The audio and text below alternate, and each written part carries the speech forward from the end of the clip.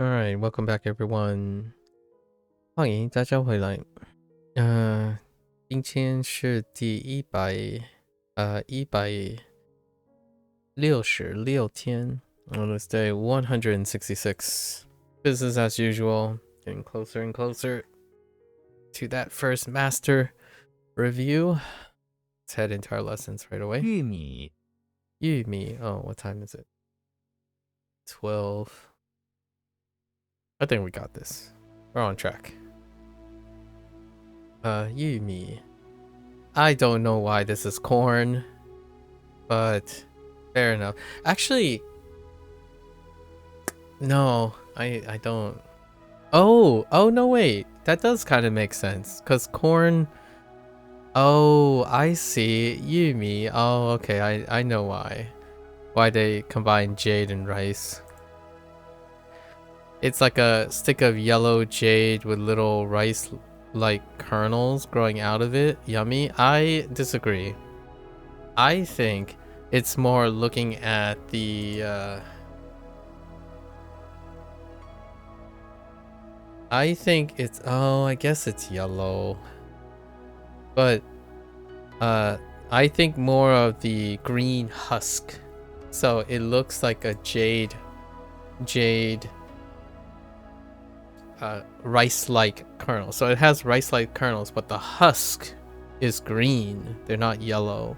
So the jade rice is probably why it's Yumi, at least if this was being held as jade. So thinking about the whole corn thing, you know, it's covered by something greenish, right? At least that's how I'm gonna go about it. But it's actually very hard to confuse this with something else. Yeah, it's actually kind of hard. So, Yumi. 吃一根 oh yeah 一根玉米吃一根玉米 gun for root root as a counter. Oops. 玉米夫妻 husband wife, a married couple. Indeed. 夫妻他们夫妻两又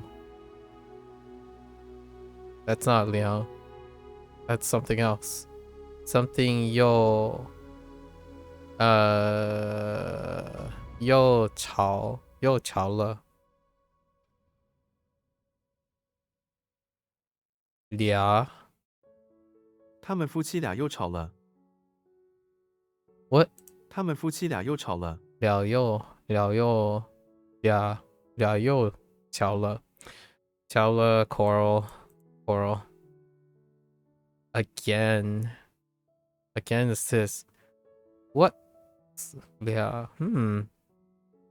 interesting. I'm not sure how that functions.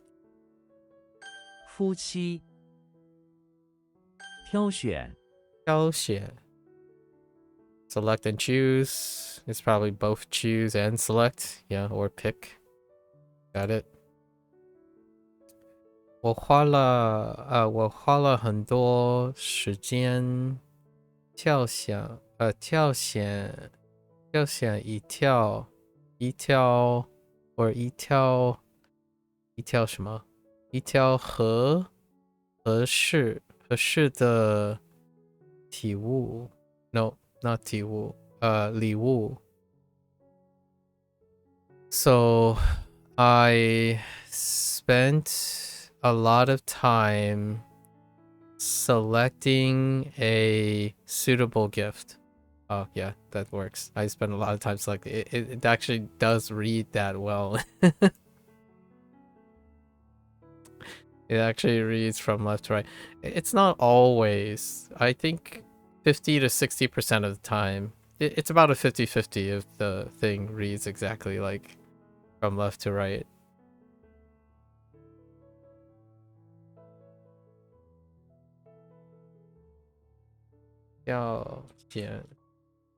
Ne? Oh, 挑选，挑选挑选 Okay, 黄瓜，黄瓜. All right, now we have a yellow melon, which ends up being a cucumber. And that kind of makes sense because we're talking about... I gotta remind myself what they look like. Oh no! I guess maybe they're referring to the flesh now. So this could have been a this could have been a jade melon. It could have been a yu gua. I mean yu gua might still be something. But huang gua, yellow, I'm guessing they're referring to the flesh of the cucumber, which is yellowish esque, yellow-esque.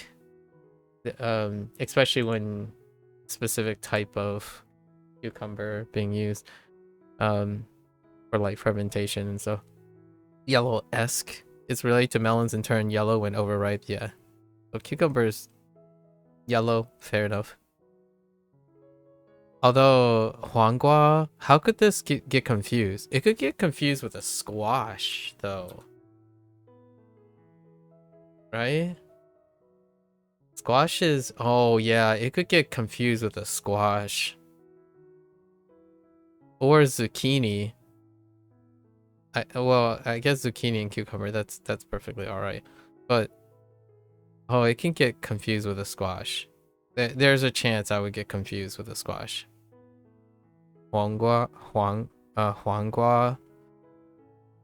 Interesting.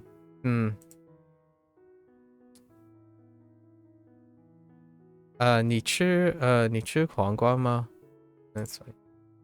Usual standard. 黄瓜，黄瓜 cucumber. 奋力，奋力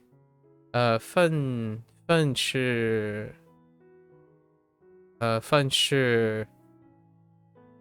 exert and exert force. Oh yeah, to spare no. Oh no, I don't like to spare no effort. That's using a language mechanic. This is using a language mechanic. It's like I don't disagree, but that means you're really agreeing, and or like what was it? It's like saying the opposite, but it's stronger in the opposite direction because you're not trying to say this is to make great effort, or yeah, do all you can. So it is using like a speaking trick, which 奋力 in my opinion does not. Like 奋力 does not do the same thing to spare no effort does. English is using the technique, which is you're using a negative expression to elevate its absolute opposite. To spare no effort is to spare all effort. Like it's to use all effort. It's all you can do. So I don't particularly like this. I think this is where English is nuanced, where Chinese can still be nuanced this way. Chinese does do this, by the way, and they're not equivocal. So we're gonna go with like go all out, right? Do all you can do, full effort, right? Full effort, plus ultra, obviously plus ultra. I'm kidding, but it is plus ultra. So full effort, give it all you got. There's so many. I think I'm probably gonna just type full effort most of the time. Like to spare no effort is, this is not great in my opinion. There's an English idiom colloquialism here that I feel is not even processable from someone who is from a different area, because this could suggest sparing is like extra, right? So if you spare no effort, It means you're not. You're supposed to be thinking of it as you're not leaving any effort left. All your effort has already taken, which I don't like that. I dislike this a lot. I don't like this phrase. The phrasing makes it does not line up with 奋力. 他奋力爬上山 top 山顶他奋力爬上山顶。爬上山顶 Okay, 奋力 alright.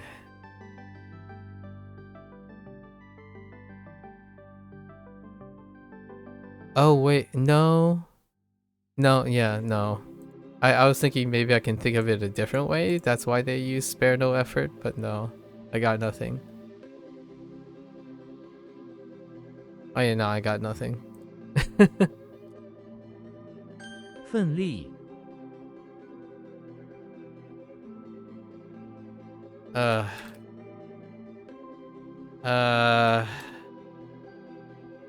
Yeah, this. Oh my gosh.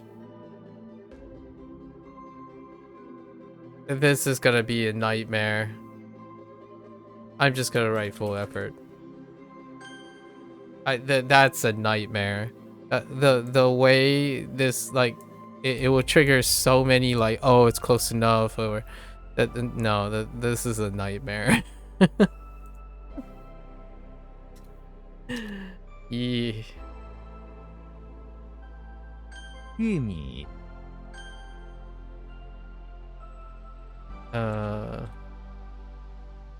挑选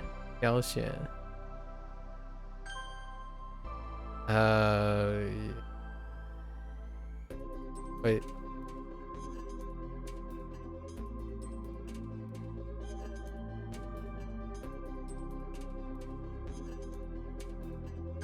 夫妻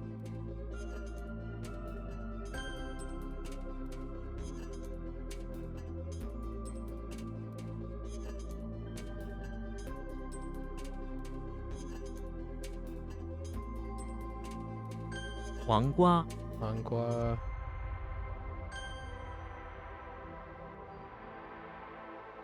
奋力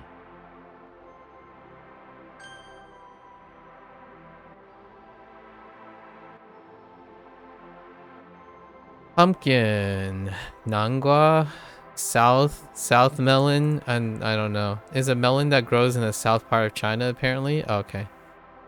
Oh, there we go. I thought pumpkins were hardy, but maybe not.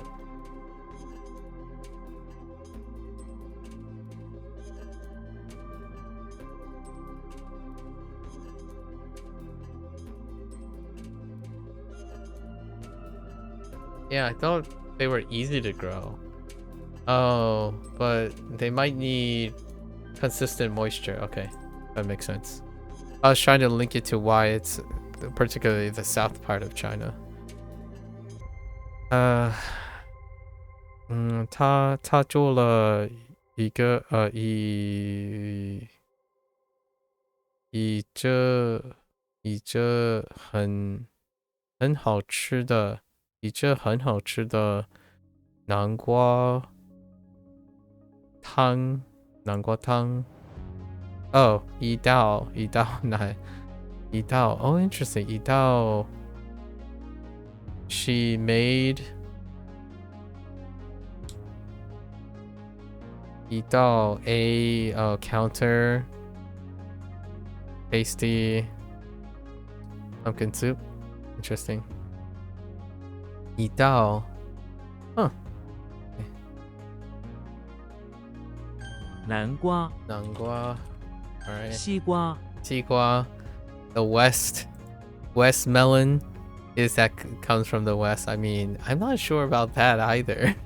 I mean, this could, yeah, I guess west for watermelon.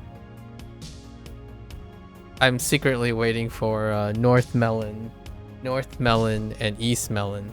There is something that is kind of like East Melon. The one that I'm thinking of is Winter Melon, but Winter Melon is it's the same sound, but it's not the same character. Curious.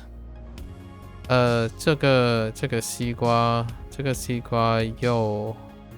又大又甜，又大又甜。Yeah, big and sweet.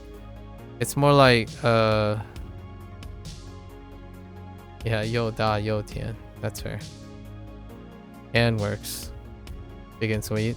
But it's more like bigger and sweeter.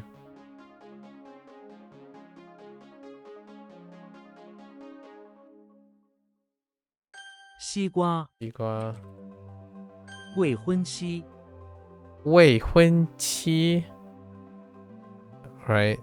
Husband, marriage, wife, or not yet. No, sorry, not yet, not husband. Not yet married wife. Right, fiance. What is the... I'm being a butthead, but what is the male?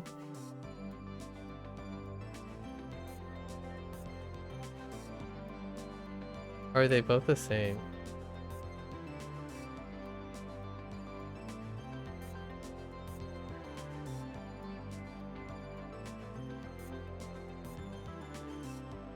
Is fiance neutral?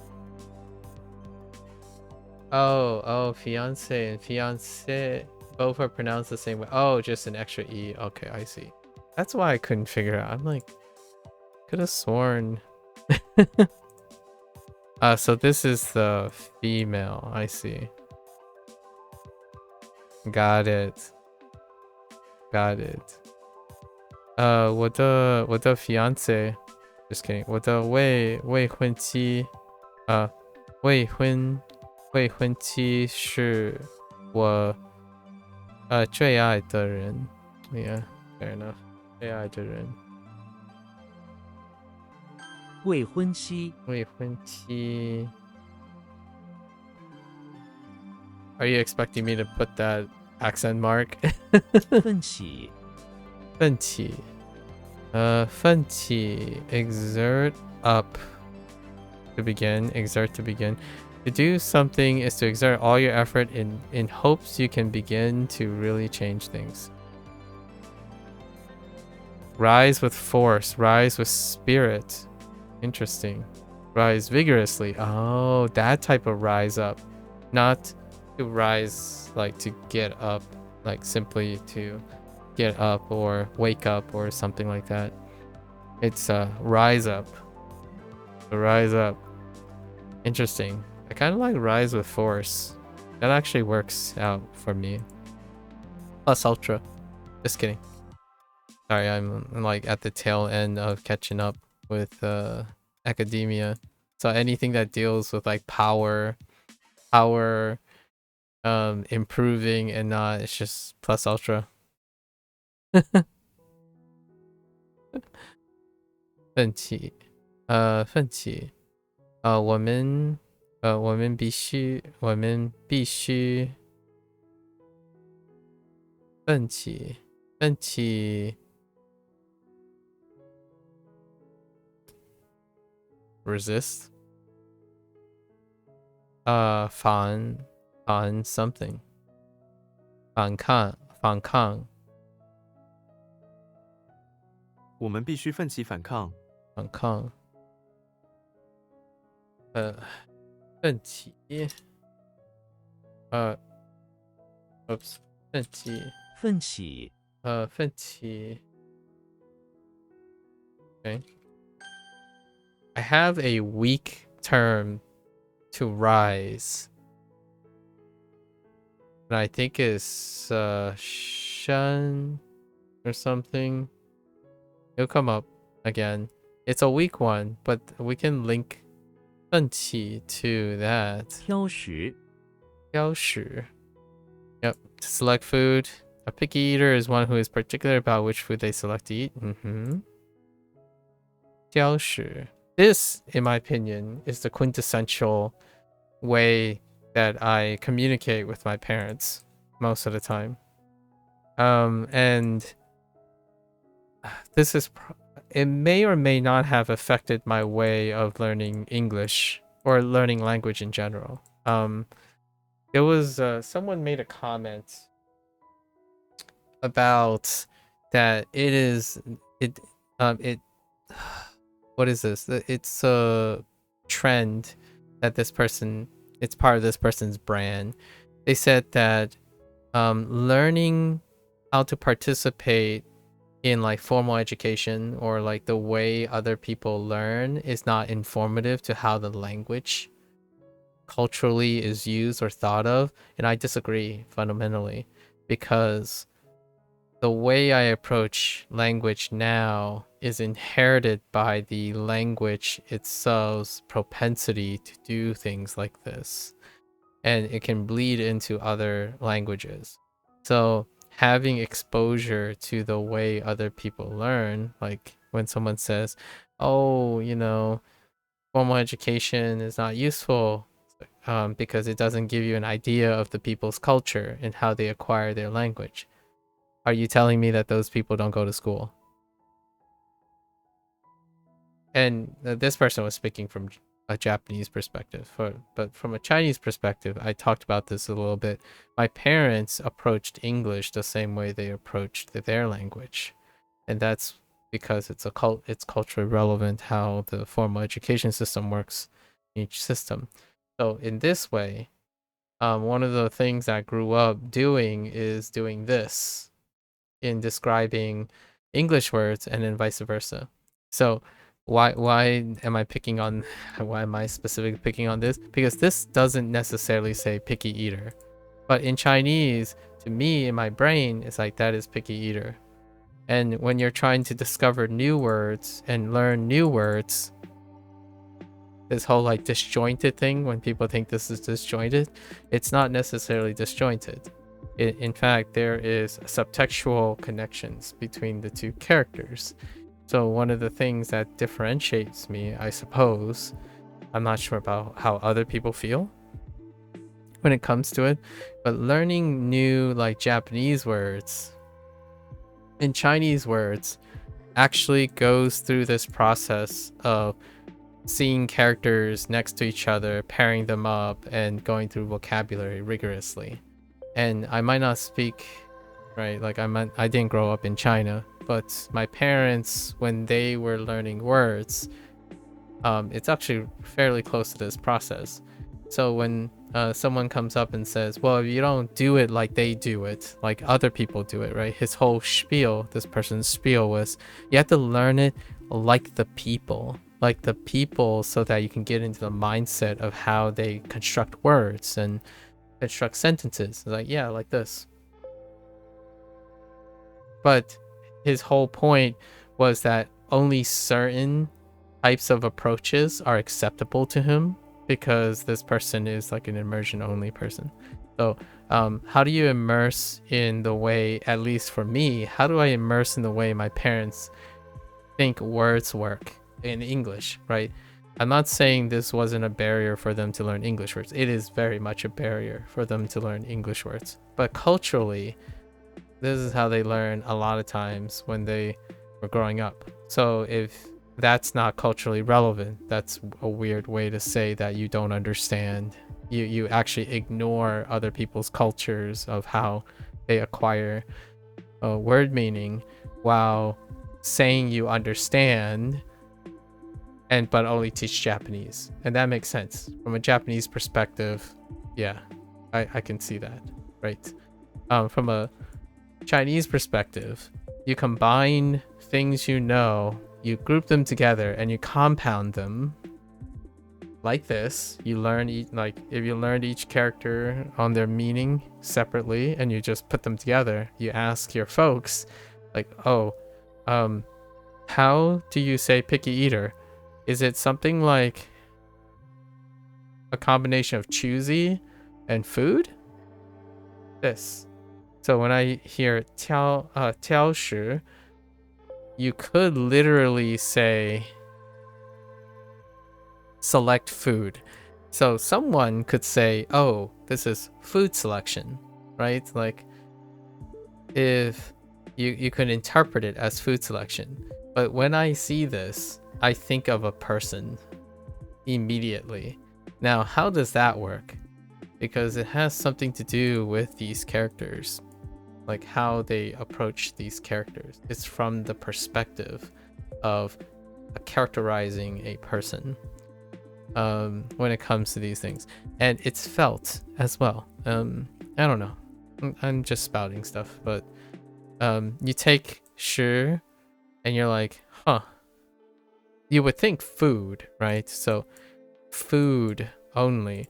But immediately when I hear this, I think an eater. Someone who is selective in eating. I have no idea why that's the case. Like, can pinpoint that the case. But there's something interesting that happens when you kind of know the context of a lot of things. Like, because what to select, right? Who is selecting? This Tiao often is referring to something that is someone that is doing the thing. So if you're picking food, then you're either picky eater or you're literally picking something off, right? And that's kind of, it doesn't work for all the words. There's like different feels to it, but this part that I'm harping on right now is kind of what SRS does, sort of, for both cases, like Wanikani and HanziHero, but for me it doesn't hit the mark. And that was what I was talking about with Wanikani earlier, where there's a grouping from bottom up, but there isn't like an extra thing, another way to do it top down. So like, what are the central uses of the word shi, and then have them show up all at the same time, right? Or similar times. And this can overcomplicate things. So then you can go use other tools, which I contrast it with like Duolingo, which Duolingo does the top-down approach, where they, despite not having like sentences or paragraph, they do a top-down approach when it comes to relating things. So if picky shows up, they would pick like another thing that deals with picky, maybe a theme that deals with picky, and then a couple words or adjectives or location that someone can pick.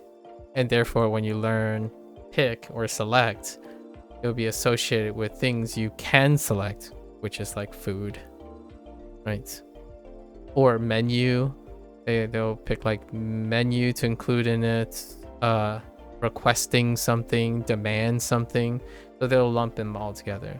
If they choose to introduce a verb that means picky or pick, they'll also be select, probably select and choose put together.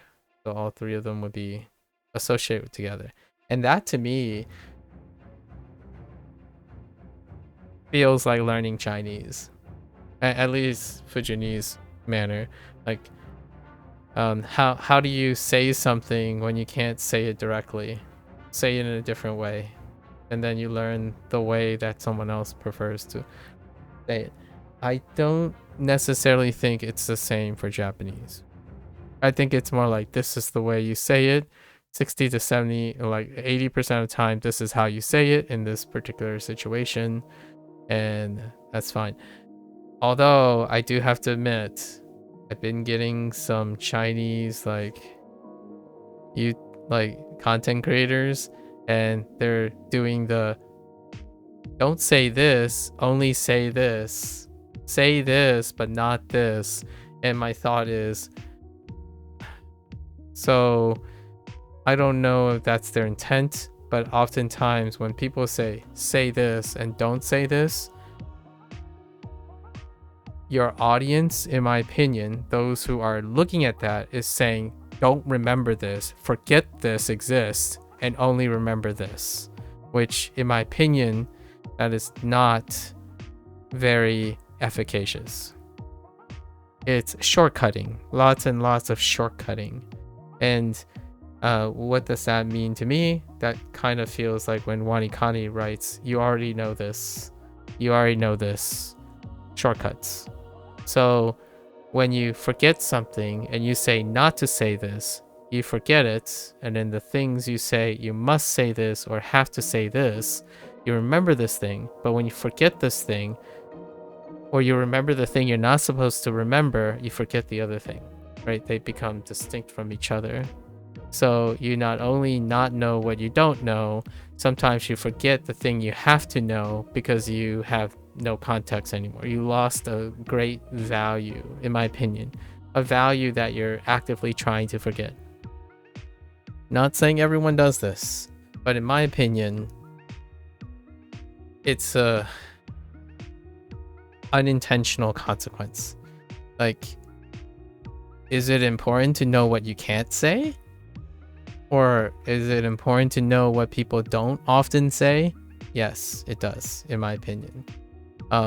In order to know why or how you want to say things in certain situations, they can be strengthened by things that you can't say or shouldn't say or could say in that situation as well. And I've been asked this question a couple times. For example, vulgarity, right? Am I dropping F-bombs and whatnot everywhere? No, I'm not. That doesn't mean I don't know how to say them. I know where and when and how, and knowing those also remind me of other words, like unlucky. You know, using the word unlucky instead of, I'll let you fill in some of the words that one might not be as appropriate, right? No,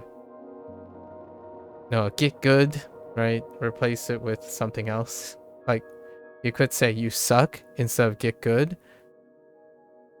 It helps. I think I'm adamant about pushing back on people who constantly say like, don't do this, but do this. It's more like know both and prefer one over the other in certain situations. So now you're remembering more things in the time span you're learning something, at least in my opinion. The things that you don't say can be very important in the sense of its relation with other things. Or you can just choose that it doesn't exist. I want to mention that because I kind of get a little bit puzzled oftentimes when someone says, oh, you should never do this, you should never do that. Like, well, probably in your world, but if you're already telling someone that's doing something that someone should never do, then you might want to question yourself, why are they doing it? Right? It gets into that huge mindset where, oh, we never say this. It's like, well, you and your world never say this. Meanwhile, when they say that, they're saying it to someone who said it. Weird. No, it's like the normalization thing. 他是个 OK， 他是个挑食的人。Oh, you can use interesting.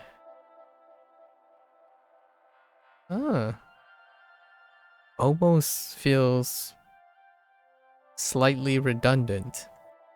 Like, do you need 人 for this? Like, for example, 他是个他是 instead of even 个 like 他是挑食, right? Fair enough. But since they're using 个, there's it's a counter for 人, right? So 他是个挑食的人. So this is more like picky eating type of person. Unless, let's see about here. 他挑食已经成了一个习习惯这一个习惯 so her picky eating is already turned into a habit or become a habit. Her picky eating has already okay. Oh, this is very flexible. Okay, very flexible. What? Oh. 挑食 Lots of part of speech flexibility. 南瓜 Nangua. Which one is Nangua? Pumpkin. "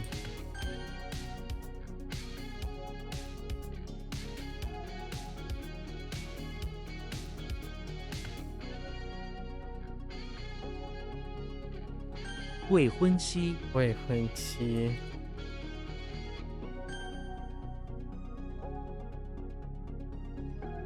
西瓜西瓜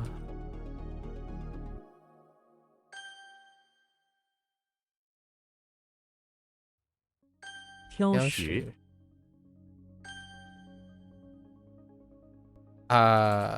分歧奋起奋起奋起 Plus Ultra 玉山 Yushan. Yeah, Jade Mountain. Such a location. Combine Jade and Mountain and you get the name. Yeah, which is the tallest mountain in Taiwan. Yeah. Yushan. Yushan 是 Taiwan. Is that? I haven't remember Taiwan. Taiwan 最高的山. 玉山是台湾最高的山。 I haven't seen Thai.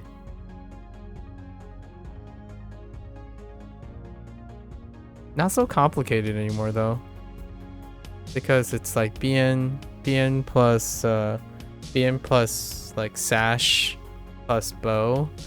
It is very squished.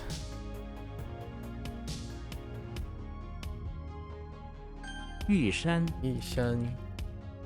Which brings me to like a conversation about the occasional person stops by and they're like, oh, have you seen this character? It's so big and mammoth, you know, it has a lot of strokes. It's like, but it only has a few radicals in it, or a few characters.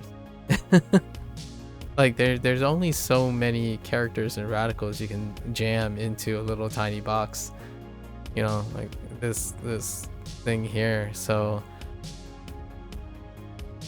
obviously there's probably like really crazy ones, but once you break them down, it's manageable. 年幼年幼 young year young the word young describes someone who is young in years. Yes. 年幼年幼无知 yeah 年幼无知 That's funny. 无知 know nothing. Ignorant. Young and ignorant. Oh, you know what? I have a story about this too. Yeah, this is where I get the ignorant from in English. But English has a heavy overuse of ignorance, like ignorance in a like a negative connotation. However, oftentimes when it comes to like ignorance, innocence, youth, and whatnot, like young energy, usually these are very coupled together in a more of a matter of fact of life situation. So occasionally when I'm talking about when someone says like they understand my perspective and they are culturally aware of like Chinese culture or whatnot, which again, I have Chinese parents. I myself am not Chinese, born and raised, right? For example, but some of the mannerisms that deal with understanding certain things is how matter of fact my English can be sometimes. And I always pull the trigger on seeing how people react in order to see how pragmatic they are or objective. And oftentimes it's a weird double standard here. When someone comes on, I meet someone and they're like, I'm very cultured and I know a lot about X, Y, and Z, and I've studied a lot about pragmatism or being objective. And then oftentimes I would bring up like, oh, that's very useful of you to view yourself that way. And it would be very ignorant to think that you know everything because you stay on the internet. Right? Because ignorance has a connotation here. Ignorance is often associated with youth, and youth deals with inexperience.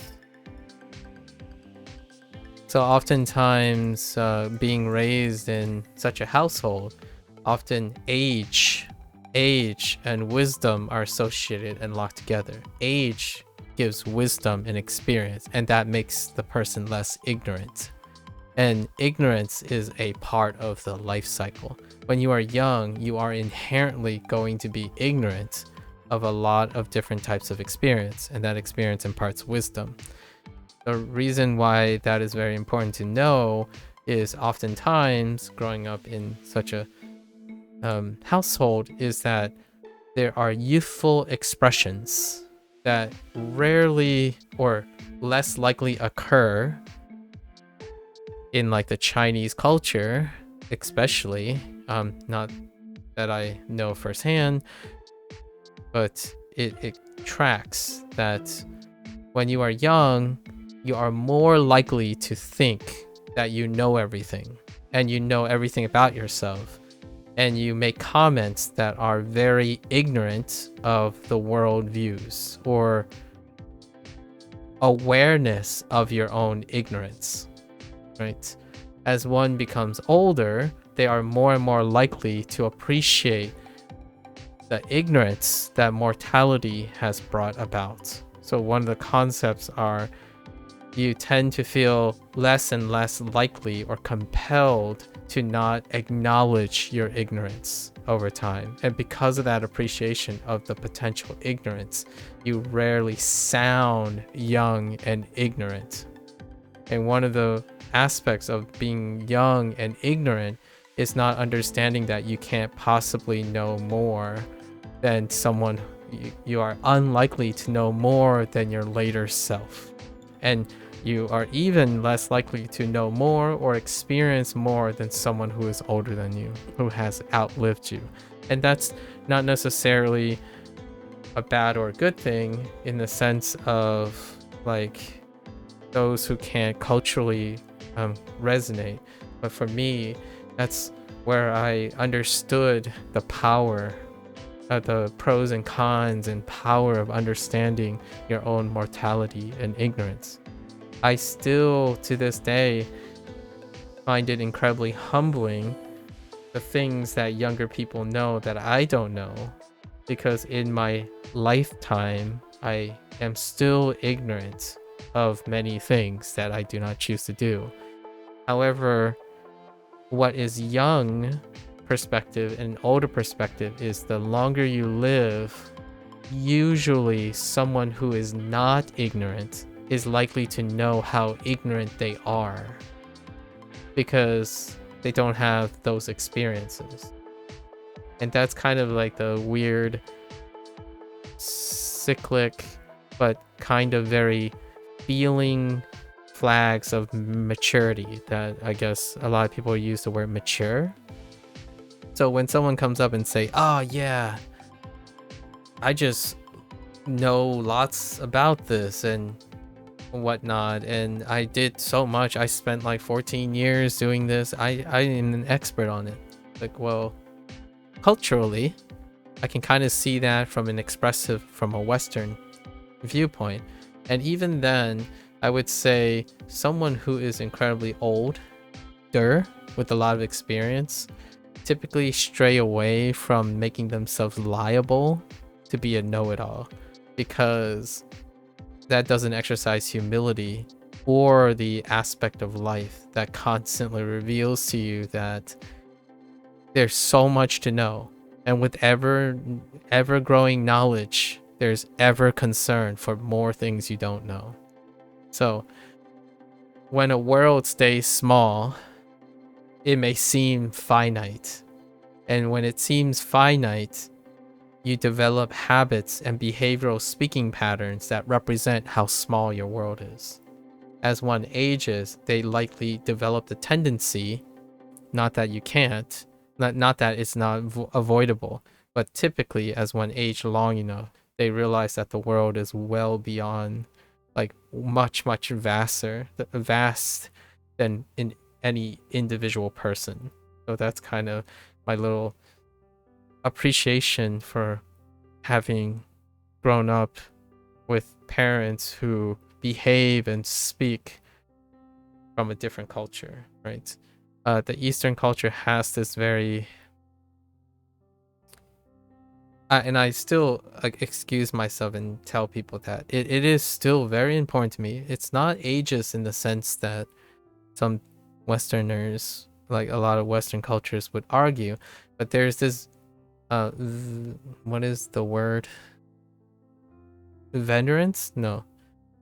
There's just this aspect of honor and respect for those who have lived a long time, or exceeded you in living years. It's not to say that it's a competition of who's more important, younger people or older people. The idea is, venerance. Venerance is probably the word I'm looking for. When you become older, you typically grow a venerance too, because you expect that you become more worldly over time, wise with age, or like the phrase, wise beyond your years, right? And that is this is a wonderful thing. Young and ignorant, it's a part of life. It's wonderful to be. To me, it's very neutral in the way of realizing the truth. When one is born, they are born ignorant into the world. And that's cool because ignorance breeds curiosity. Typically, it breeds curiosity. Nowadays, I'm not so sure about the internet. Like, the internet can convince you that you know enough for the rest of your life. And I say that as a last closing remark for this digression, because it hurts me. Like I not in a like a literal way, but it disappoints me. I'm gonna use the word disappoint. It disappoints me and disheartening. It's very disheartening when if I feel that people younger, it's getting progressively younger and younger, when people think that they are young and not ignorant, because how they behave is that they know that they know everything that is to offer in life, and that just demonstrates the depth of their ignorance. Like, it's so fastened where people, like younger and younger people, start thinking that they aren't ignorant of anything. So then, therefore, they have no reason to ever learn anymore. Like, when you leave high school, you don't ever need to learn anymore, because you know all there is about yourself and all the knowledge around you. And when you do learn something for your own sake, you believe it's finite, as in there's no reason to go outside of anything you already know, because why is that disappointing and disheartening? It robs life of its colors.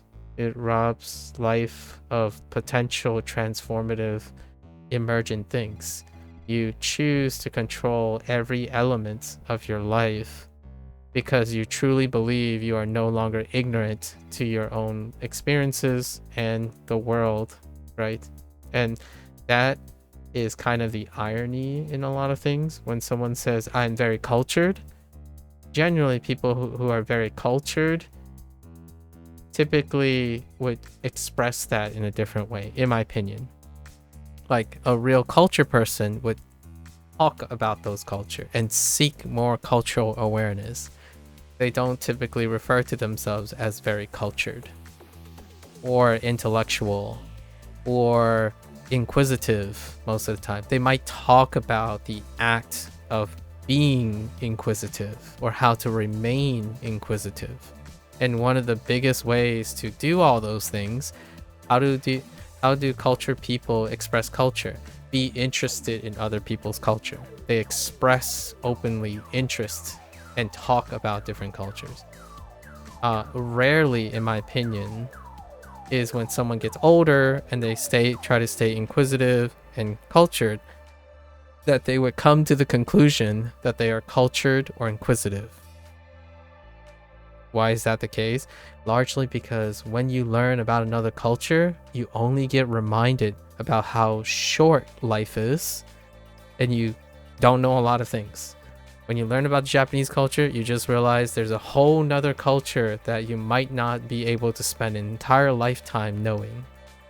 When you learn another new skill, you just realize you have a new skill, and there's so much to do with that skill that you probably feel like you're never going to be able to know everything about the skill. So oftentimes, imposter syndrome is more likely to happen, in my opinion, in this day and age to reflect someone who is truly cultured and intellectual than someone who goes around saying, I know a lot, I control everything, I categorically know things very systematically because I'm well read and researched. That's a small world. That's, in order for that to be a natural conclusion, in my opinion, for someone who's rational, is that they realize that the knowledge is finite and or approaching finite or asymptotic, as in you learn something and you're getting close to the mastery of your skill. When you get closer to that mastery of the skill, it reveals that you have more to work on, and it continues. The cycle continues, right? And even in a specialized case, it's detrimental to someone who is reaching mastery, because when you start reaching mastery, then you start seeking other things because your drive will disappear. So someone who's naturally inquisitive and cultured, they would continue to seek to expand their skill. So then it would lead to other territories where it dwarfs their original understanding. That's kind of the whole shakeup for the imposter syndrome. The more you learn, the more you become aware that you don't know a lot of things. Everything you learn comes with even more questions, because life is short, right? We live a mortal life, and knowledge is not transferable person to person. They are transferred in records, and you have to digest all those records. Although the internet might make you feel like you have access to all those records, but you don't experience all those records. And that's where the whole knowledge and wisdom thing comes in. And rationally, how younger people may quickly appear like they believe they have the wisdom that they do not have, right? And one of them is speaking, especially speaking, communication. And what I mean by speaking, I mean specifically communication. So writing and writing, behavioral and logic. As much knowledge as you can, there are plenty of idiosyncrasies that give away someone who is much younger and much older, or who's more experienced and who's less experienced. Not that they're better people or worse people. This has, in my opinion, going back to this original rant, it's not a depiction of one's value. It's a continuum. So one is young and ignorant, or they could be old and ignorant. The idea is it's less common for someone who has grown old, experience more things, to realize that ignorance is some sort of thing you can fix, or some sort of thing you can overcome.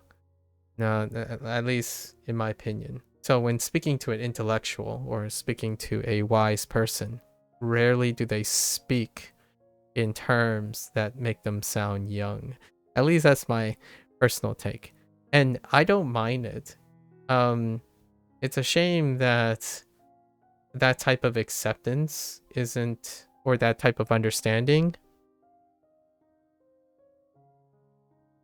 I could see understanding that be very liberating. It can be very cathartic, and it can encourage young people to try to experience things again, right? When you know everything at a very young age, they don't necessarily gain all the necessary, like the sufficient experience to realize that thinking you know everything kind of, in my opinion, consequently drowns out all the interest in the world or in life. And I think that, me, is something that is incredibly disheartening. Like talking to someone who believes that they may never love another video game again because they played the best. Right. When was the last time you heard someone said, oh, it's never going to be as good as this? And that's kind of what I mean whenever I joke around. I kind of semi-joke around, but it is true. Now it's more of an inside joke. When someone asks me, what's my favorite game? It's my most recent game. Most of the time, it's the most recent game. Because I look forward to all the things I will do and will continue to do. Constantly focusing on if you've had the best of your life means that the best is not yet to, like, the best will not be coming. You have already lived the best of your life. And that's kind of what a lot of internet gen peeps feel like their life is. Like, oh man, you know, this is goated. This is the best game in the world. I don't know how I'm ever gonna enjoy another game again. So you can convince yourself that, and it's good enough, right? It's good enough. Much like ignorance. Like, you can tell yourself you know everything there is to know about yourself, and you'll never grow. You'll never change. That's fine. If you think you're 18 years old or like 25 and you'll never change, like the foods you eat, the people you have, all the people and all your environment is never going to change, and you can live the rest of your life happy, go for it. It is definitely your prerogative. I think, to me, it's definitely less interesting than thinking that your life is going to change for better or for worse, and you'll enjoy it and you'll overcome it because you look forward to its twists and turns. Or you can convince yourself everything is programmed and the world and your life is a simulation. That's perfectly fine too. Provided you are happy, I suppose. Sorry, young and ignorant. Young and ignorant. 年幼五十五知年幼无知。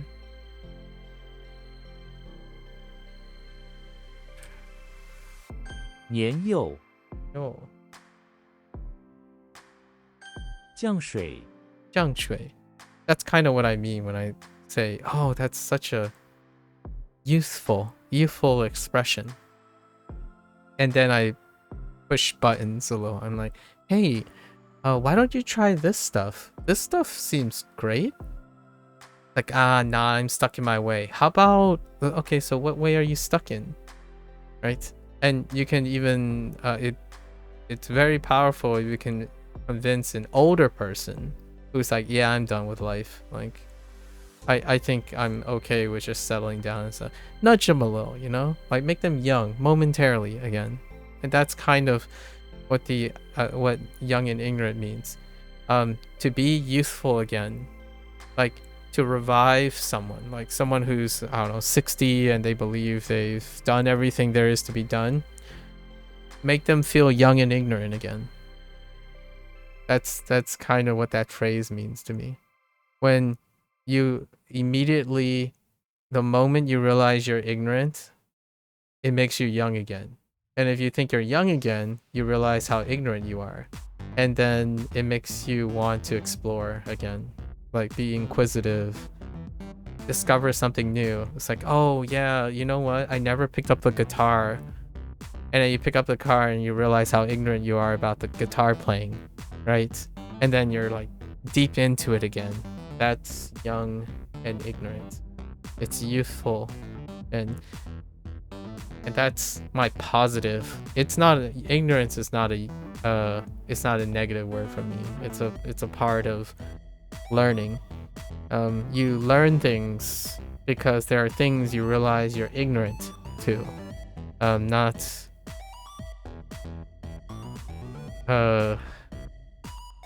something that you can cure, or something you can't be or never will be. Everything you don't know is part of your ignorance. Yep. Now I view it as a potential to learn. Learning is fantastic. Learning can keep someone happy, in my opinion. Can keep someone happy for the rest of their lives. And keep them young, possibly, for the rest of their lives. I like to believe that. Right? I like to believe that. Otherwise, I wouldn't be such a biased person when it comes to talking about the learning process. Okay, so we have Zhang Shui. Wait. Sinking water? Or descending water? Oh yeah, then descending water. Wait. Oh yeah, descending water. This way. This type of descending. 降水. Descending water.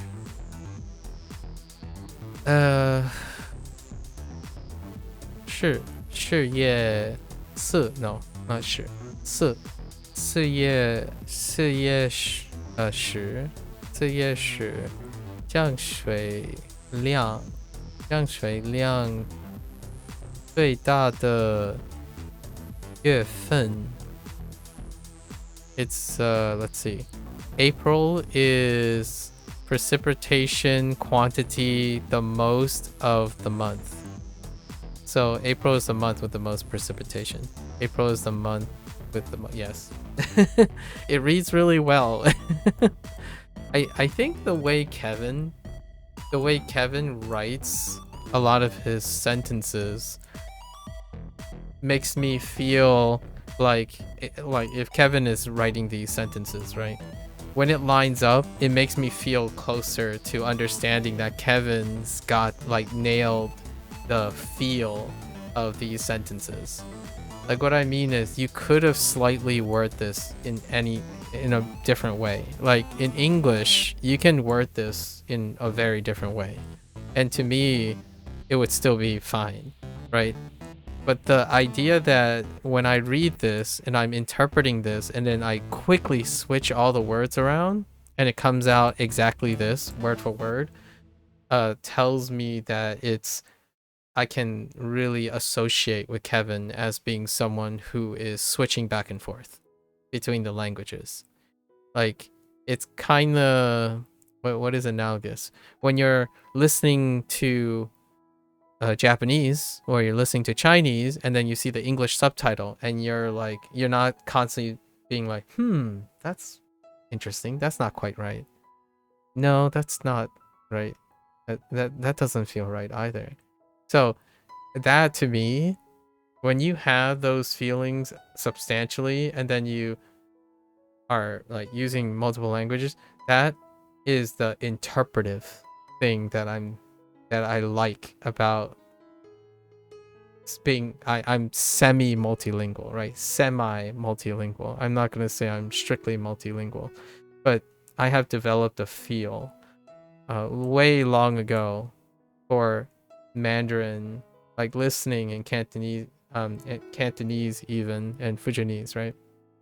So because I spent most of my time interpreting to try to capture the feel of it, and then English being my common language, my most well-used language, there are many ways to say the same thing that's attached to this sentence.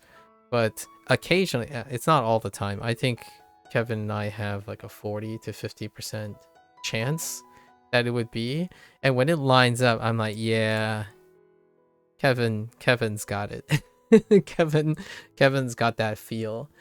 And boy howdy, when I read English subtitles nowadays, that's kind of what I'm asking myself. Like, does that feel like this? Because there are many ways to write that subtitle. They don't have to line up word for word.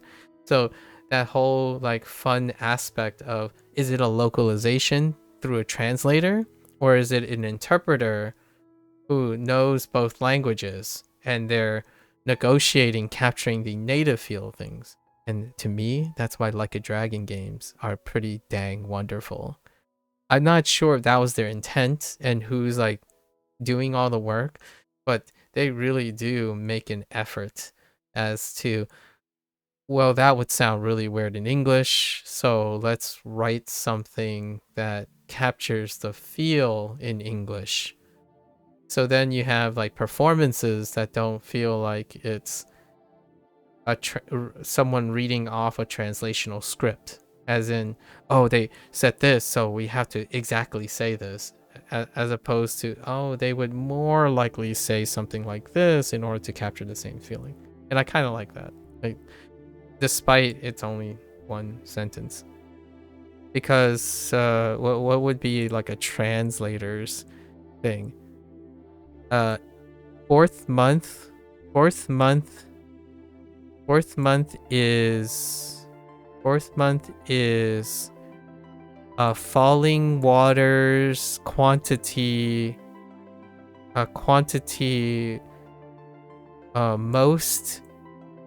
most all of parts of the month, which is still month, right? It would be really in a very different way and in a very different order, and it would still be acceptable in my opinion in English. Like the fourth month of the year, like for example, the fourth month of the year has the most quantity of rain.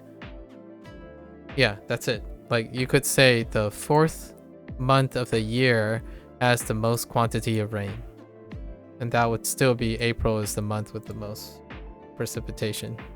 It would still be fine. Like if you what I mean by this is, if you tell someone who said, oh, what did the person say, and you say, well, they're saying the fourth month of the year has the most precipitation. Like, oh, okay, that's April. The fourth month is April. Like, I got you, right? Or and instead of saying precipitation, most rain, right? April is the month with the most rain, and when you say rain here, it will still be fine. But this, you could define this as rain and it would be okay, but it's pretty neat. All right. Anyways, that's enough. 降水 降水 凶 凶 like 兄弟 Xena is in front. Oh yeah, wow, it took a while to get to elder brother. HSK4, really? Oh yeah, because yeah. Ge is the early one, not Xiong. Xena's in front of the temple in the rock garden. She trains her warrior sword skills with her elder brother. I don't know if Xena canonically has siblings, who is a monk there at the temple, but I believe it. Her brother's name is Zeno, warrior monk. All right, I got you. I even felt instant cringe when I felt that. You got me, Kevin. Zeno and her elder brother Zeno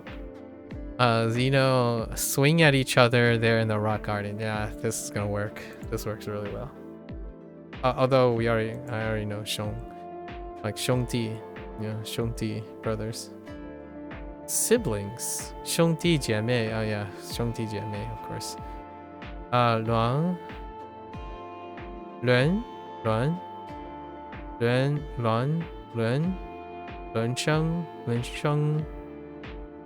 兄弟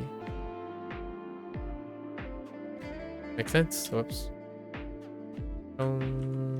兄兄弟圈圈ooh circle I think Duolingo had a vocabulary about like a friend's circle.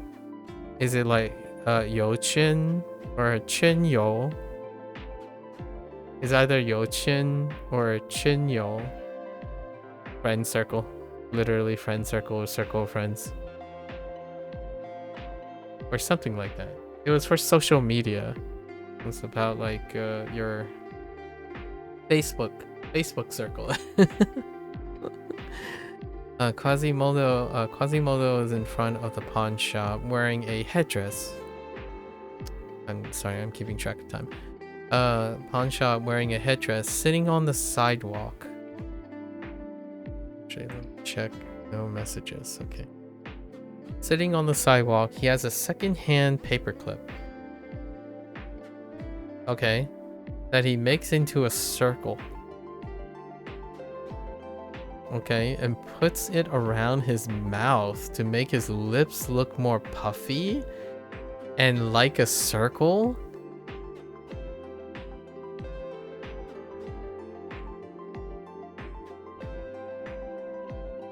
I'm not sure how I feel about that. We're gonna use friends in this, actually. So Quasimodo is in front of the pawn shop, trying to be more accepting, like trying to blend in, right? Trying to blend in, because Quasimodo is historically shunned, right? Quasimodo is in front of the pawn shop. This is what the mnemonic is going for too.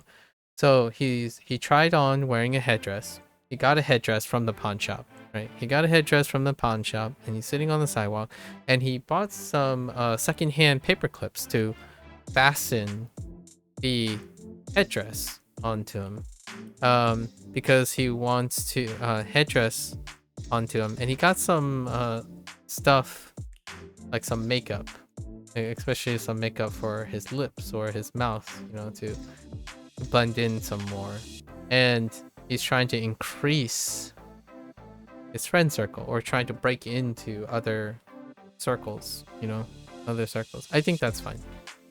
Headdress, paper clips, something for his maybe like his face, mouth, things like that. It is still tough to integrate the mouth though. I think mouth tends to be a tough one. They're either floating mouths or talking mouths, shooting mouths, figurative mouths are tough. A trap. It's trap. Okay. Oh. Attitude? Circle attitude trap? Oh no, wait. Oh is a cover. Just kidding. A circle cover? Yeah, a circle cover, so a trap is cover. Okay. Alright. Sorry, I was thinking of something else. I was thinking of tie. Hua chun wreath? Makes sense. Yuan Chun. I don't know what yuan is though. It kind of looks like circle.圈 Okay. 胸 圈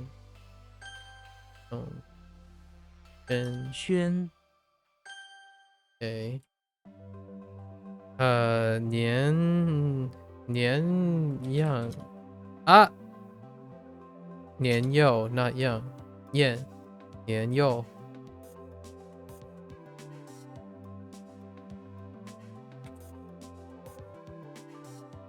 降水 降水。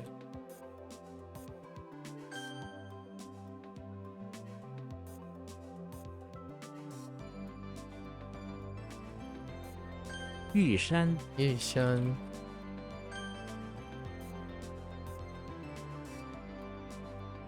年幼，年幼。Converge. Ooh. Wait. Converge.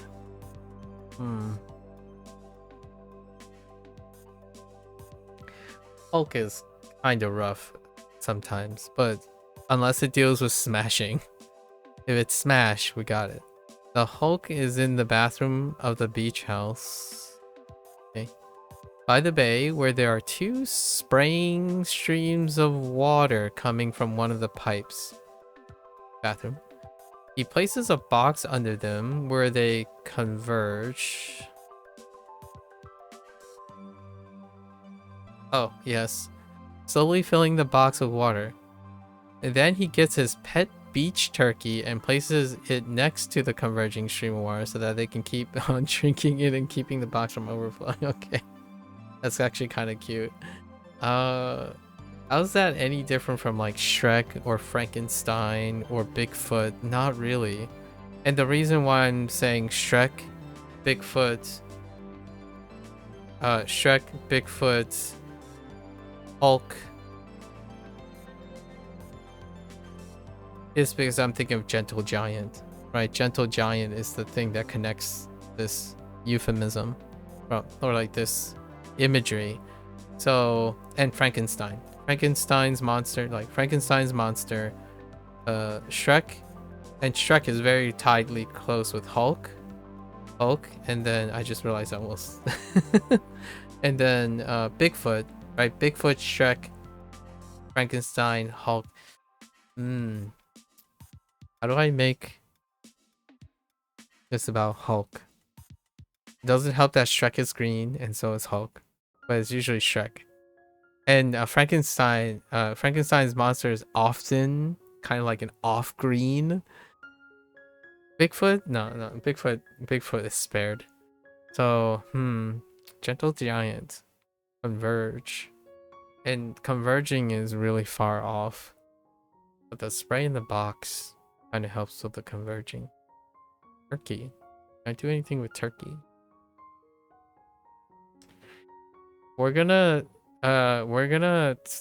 mutant turkeys. Okay, mutant turkey pets or extraterrestrial turkey beach turkeys. Extraterrestrial beach turkeys. That would remove Shrek. Shrek would be magical turkeys, like fairy tale turkeys. And then Bigfoot would be like mythical. Like a myth stuff. And then who was the last one? Frankenstein's monster. It would be something with body horror. Or maybe like sciencey. Okay. All right, we're graduating. So some Marvel brand beach turkeys. Got it. Wait, huh? Oh man. Okay. Got another huh. Wait, huh? Okay. Wait, huh? Alright. It's not even Jie? I would think Jie would be... okay. Why? Wait. Foreign exchange? Converging from outside. Okay, I see that.会，序， She. Order. I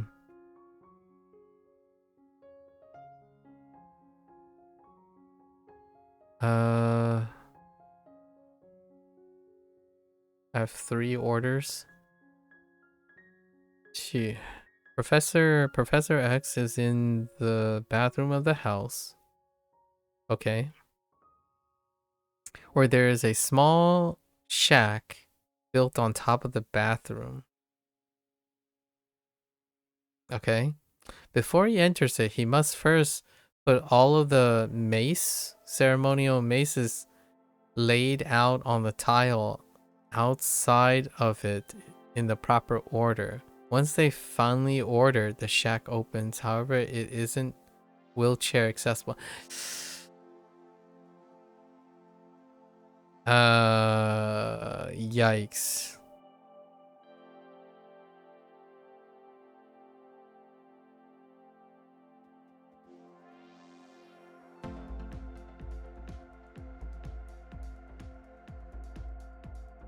I don't know how I feel about this. Maybe,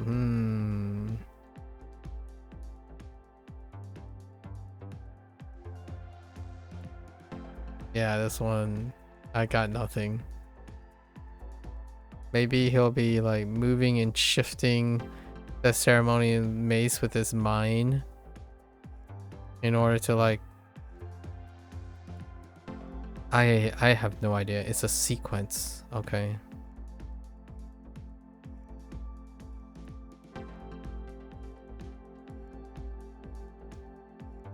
That wheelchair accessibility is not, it is like a thread to connect Professor X, but I don't think it works very well.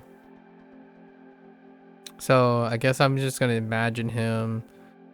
Yeah, there's like kind of like a cover for the bathtub, and in order to facilitate using the bathroom, he's got to reorganize with his mind the different ceremonial maces, the maces like things around in order for him to gain access to the bathroom. I don't know. This one's gonna be tough. Oh no, procedure is back. Chengshi. Chengshi. Cheng is pretty bad. I have problems with Cheng. Especially when it's combined with Ge. Chengshi. Cixi. Cixi.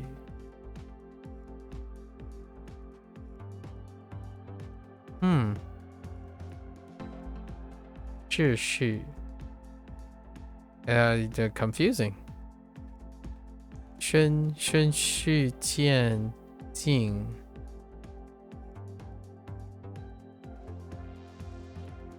Oh, 渐进, step by step, and then proceed. Even more confusing. Oh, because we're thinking of sequence, right? No, that one's fine. 了 Liao? Oh, it's been a while. Liao is HSK4. Interesting. I think Liao is something I thought was much lower. Link is inside the barn where he begins to chat with an iron that has 2 ears on each side. Okay, on its underside is a postage stamp. I have very bad feelings with postage stamp. Postage stamp is like mouth. They're so difficult to place into a mnemonic that isn't like right on the nose. Occasionally postage stamp would be like post is great, but not this. On the underside is a postage stamp of a mouth that chats with Link.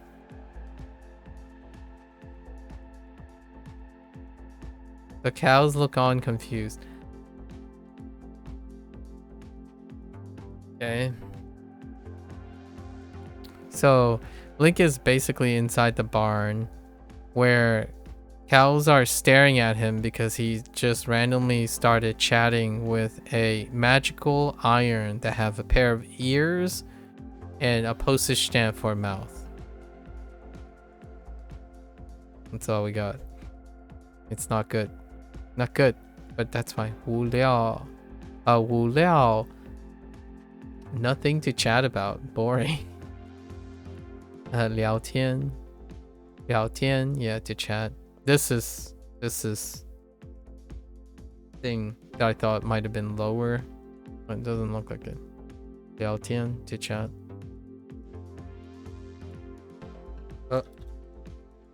了 聊天 照 要 summon. Oh, retroactive. James Bond is trapped in. Wait, what is the closest Jiao?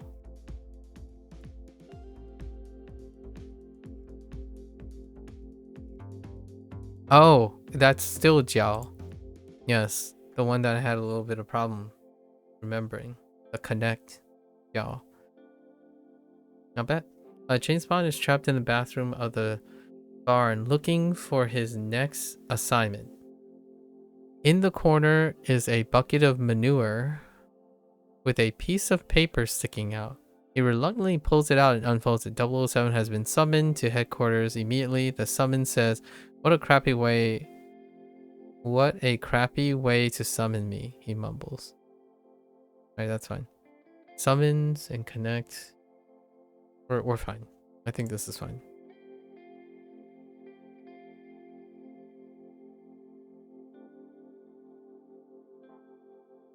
Yeah, because they're using... Yeah. To convene. 要旨. Gather, summon together, convene, or meet up.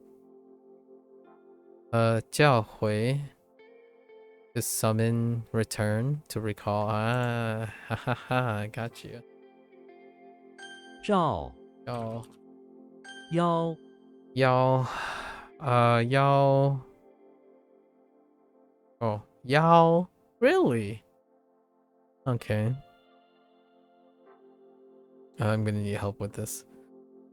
Yoshi is in front of the barn, running from a cowboy woman who is trying to lasso him. Okay, that checks out. She carefully does so, lassoing him by the waist. Where's Yoshi's waist? She then ties the other end of the rope to a big moon statue, which is a moon or moon-shaped object that lies in the field surrounded by cows. Yoshi can't seem to get the rope off of his waist and just sits down in the grass defeated. Feels bad, man. Actually, that checks out pretty well. Of course. Yao Dai. Belt. Xiang Yao. The waist of the mountain? Oh, the mountainside. To bend down. Wan Yao, as in like Wan from Taiwan. Wan Yao to bend down. Huh. 腰 Oh.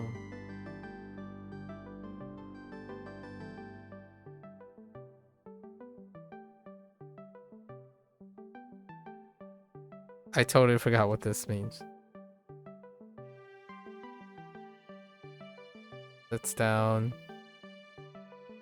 Oh, no.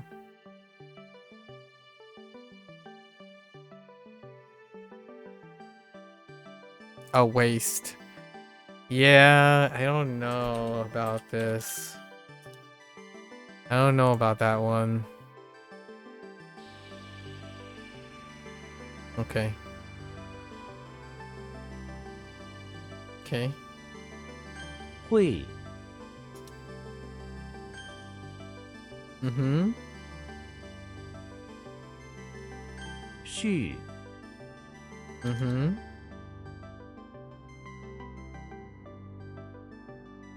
腰 Mm-hmm.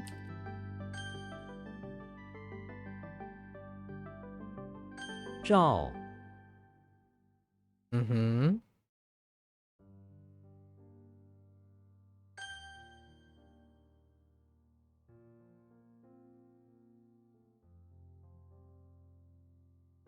了 Mm-hmm. Alright. Much. I don't think I'm gonna get to... I'll try anyways.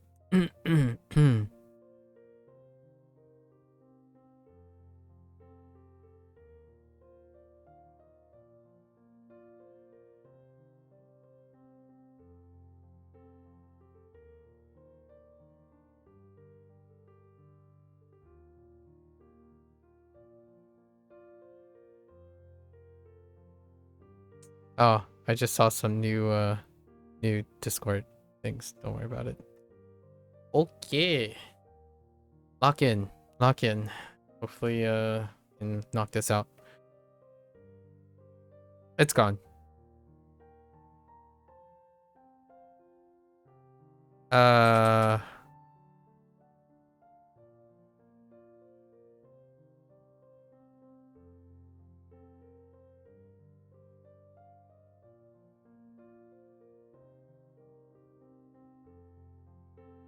Dollhouse and an altar with a bunker?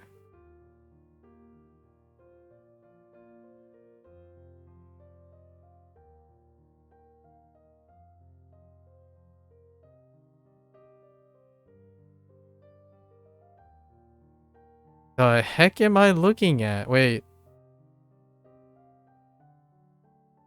考察，我们需要更多时间来进行考察。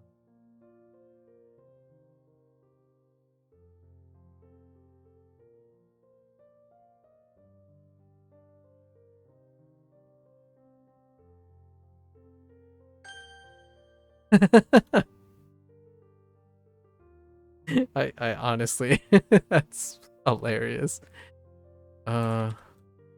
处，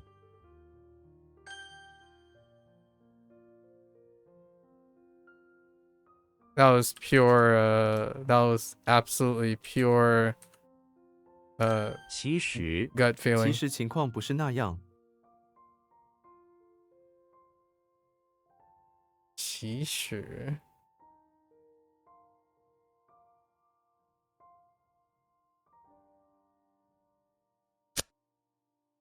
I don't know. 其实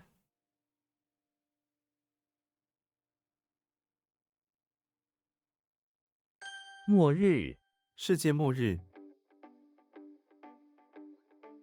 世界the end last day. Yeah, okay.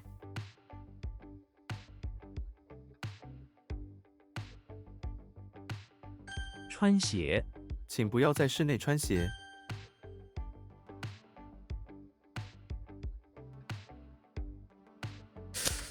Ugh, I don't want to talk about it. 人们，人们喜欢在公园里散步。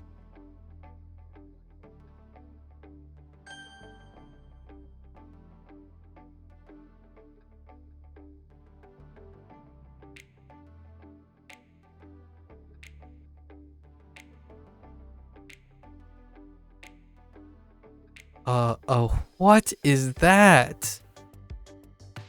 Oh, wait. 4斤，那只狗有4斤重。Ah, it's pound. I typed mile. Pound. 流，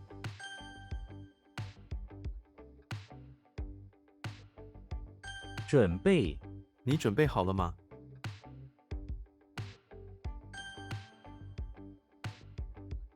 出来，你可以出来吗？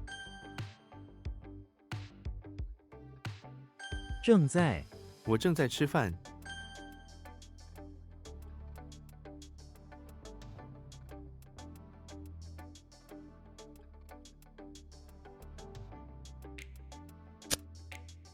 That gut feeling failed me so hard.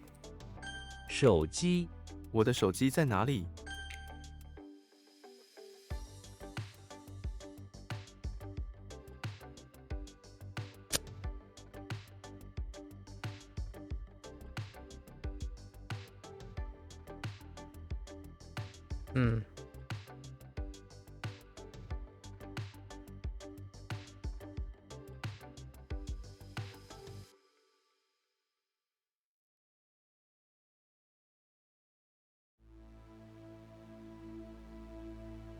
Why am I not? Why?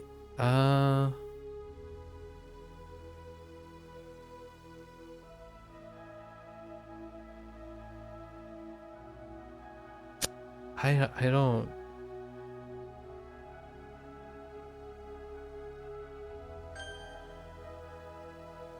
Hmm.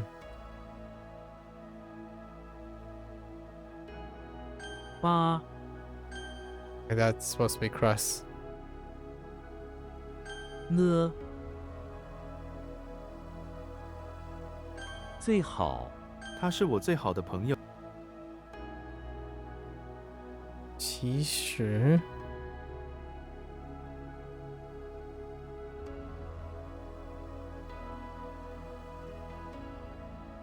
I don't know.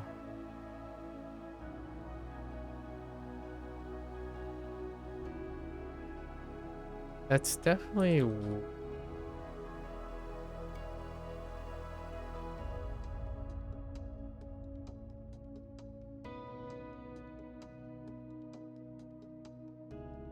or is it not?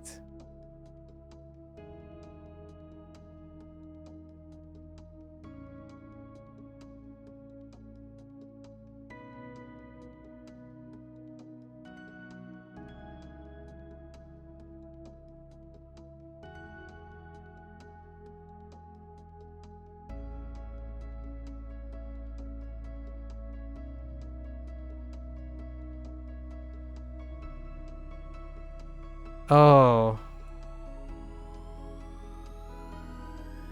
Oh. Oh no, that's wrong. Wrong tone. 反对我反对这个提议。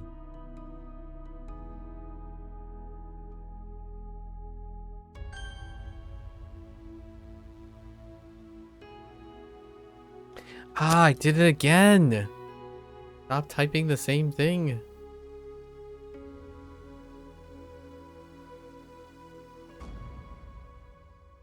演唱会那场演唱会非常精彩。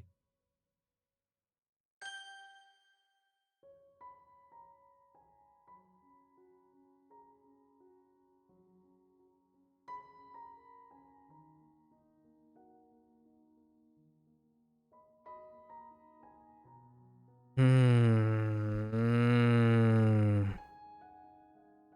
Uh.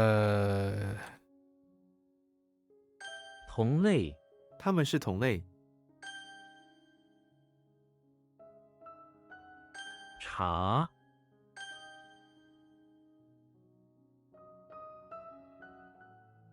青菜青菜不要炒得太老。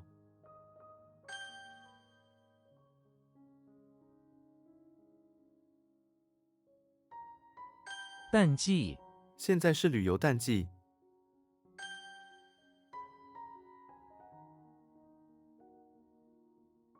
武装武装斗争。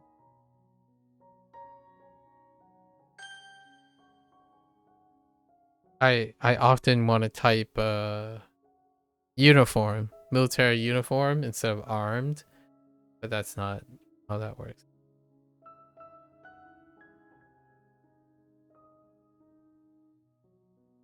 骨折他的手臂骨折了。That is a fracture.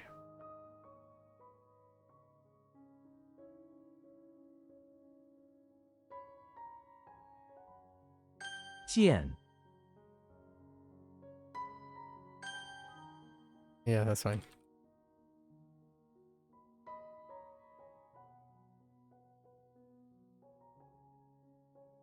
身旁身旁他站在我身旁。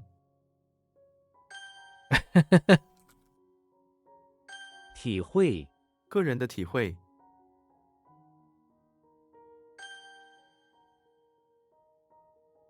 岛其实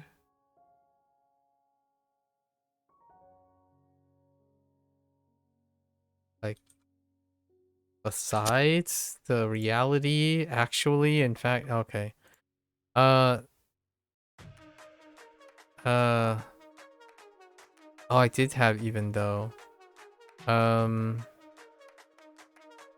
I'm gonna say also true.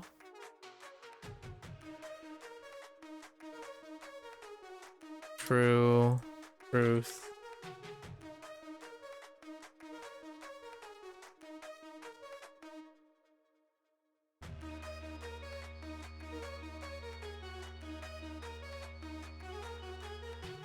where it is in the sentence. If you're saying, well, it's true that it's fine. Actually, right? Actually, this is the case. That's what it's trying to do. 冰箱双门冰箱 Oh yeah, 其实 it's true that so and so, or in fact, or actually. I see where they got the actually. Okay.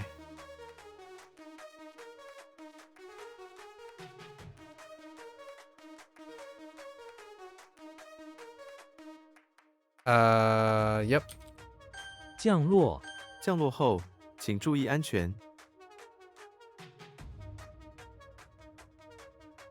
What is that? Oh, wait. I do know what this is. I think.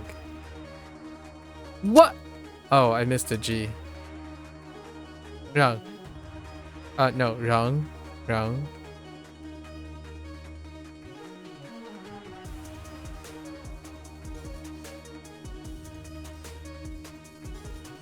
沉重一个沉重的负担。病 Ooh, sorry. I missed the one. 今天是我的生日，生日快乐。Turn， 生日快乐。你今天做什么？你今天会做什么？我做了什么 ？Perhaps. If your day is already over. I forgot what time is it. I guess it's early, right? It's still early. Yeah. 你今天会做什么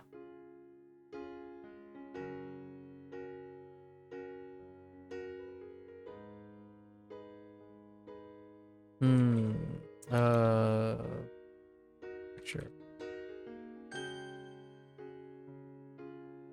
酒等下 something. Oh, I don't know what that is. 等下 Oh, 会去等下会去玩买 What is 买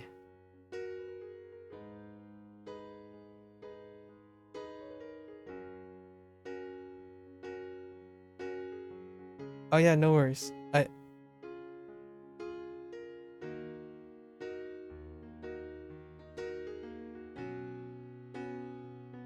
My, is it like going shopping? I don't know what that means. Like you're just gonna go and walk around, play my. I can look at it on Google, or you could explain it to me. That's it's a rhythm game. Oh, fair enough. Oh, yeah, washing machine. Yeah, washing machine. My washing machine.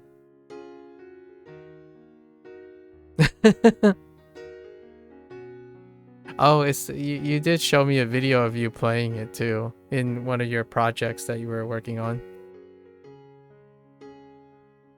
Yeah, my is infamous for a washing machine. I still remember that. Yeah, and you did show me a clip of you playing it when you were working on the video for a class or something. Interesting. That specific one, huh? Are you going alone or are you going with other peeps? 司机我是计程车司机。西南他在我们的西南方。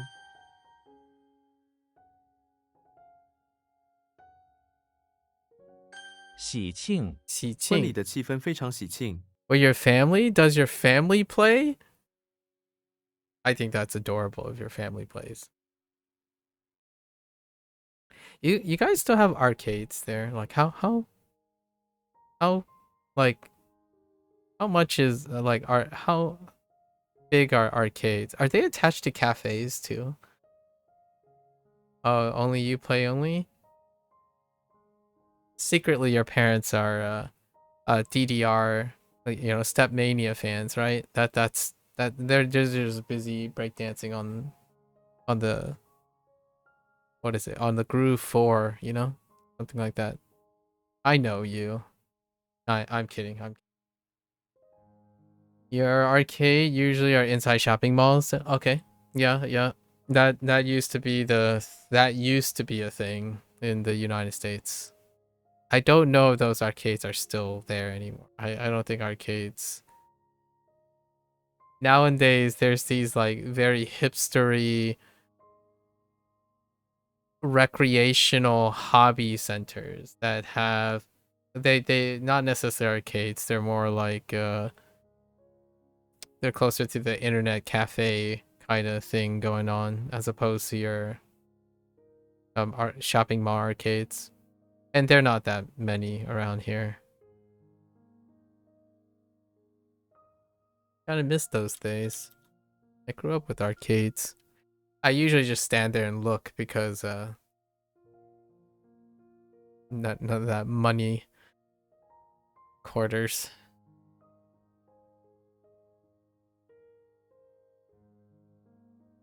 Oh.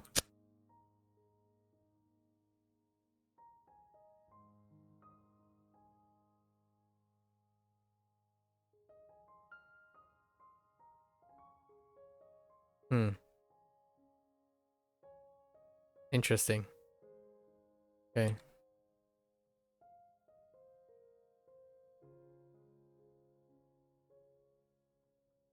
I YOLO'd that. I'll have to think about those later. 10亿80亿10亿.台币，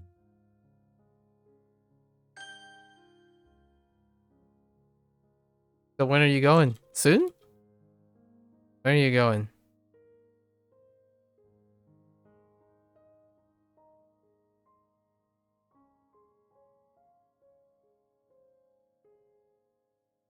沙发那沙发多少钱？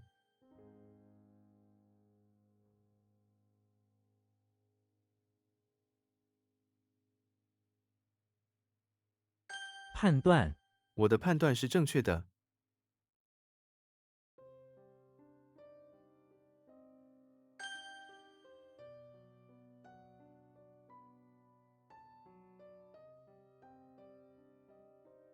卫生这家餐厅的卫生不太好。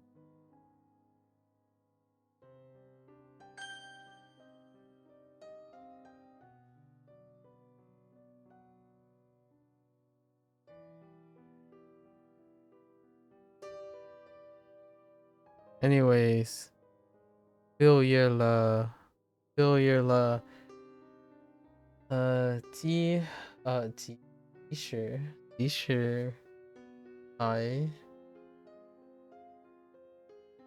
还很跟我跟我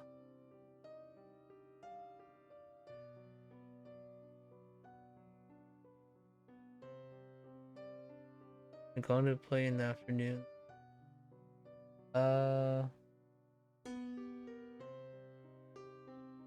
Am I though? Am I? Am I going to though? I don't know.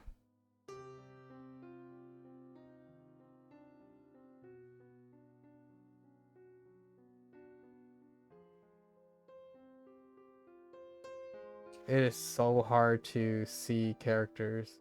And I need to boost this somehow. We gotta boost size somehow.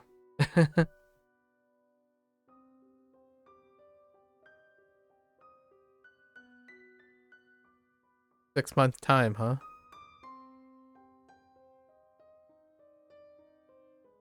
Maybe.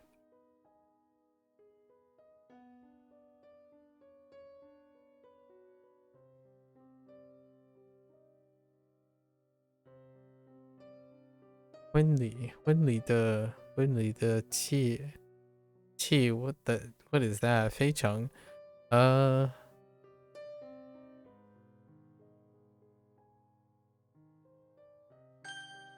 okay, it's joyous. I'm like good, happy, jovial, great.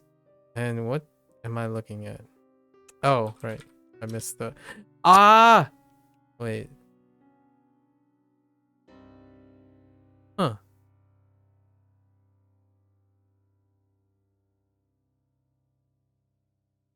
Oh, no. No, that is not it. That is not it. I want to say kind of I should read the sentence. Oh, I was about to type Q. 九九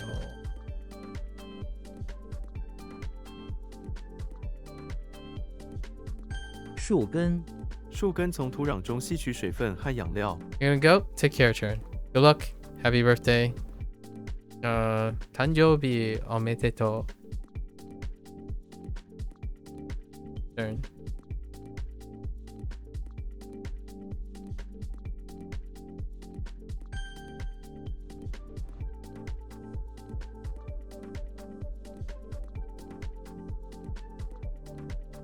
Hmm.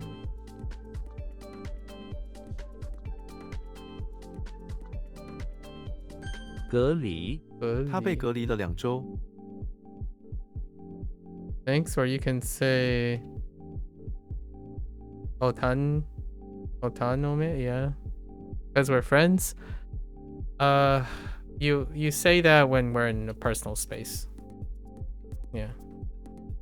This is a public place.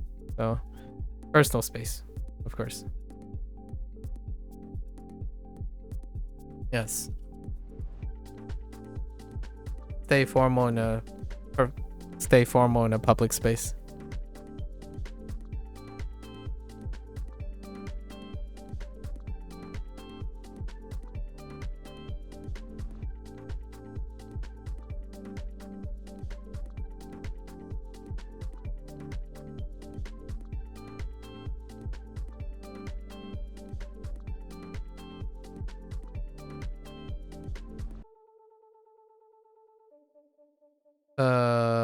What am I look? Oh, isolated.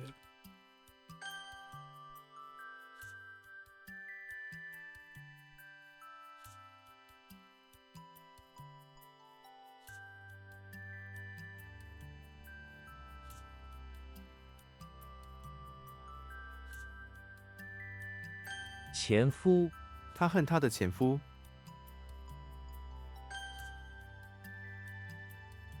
Oh, that's a plate.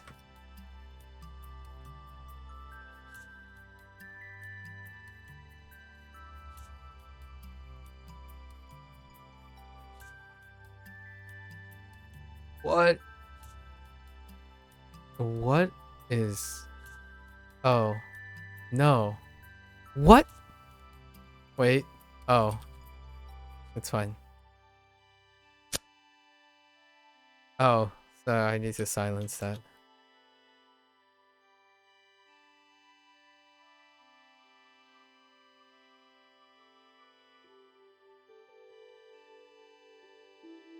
What? Oh, I thought I had it. Oh, wait.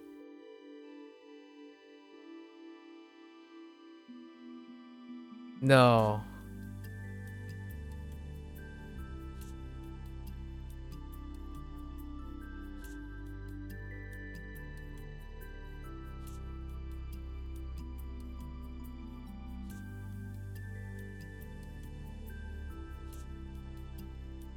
It's gone.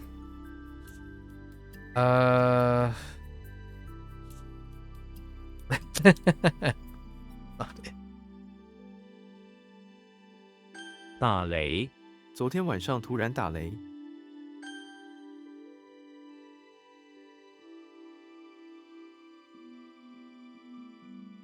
This is 宜 or fitting or suitable. It's probably fitting. I just didn't type enough. 座位，这个座位有人吗？ It's so gone. That's so gone. Wait. Oh, wait.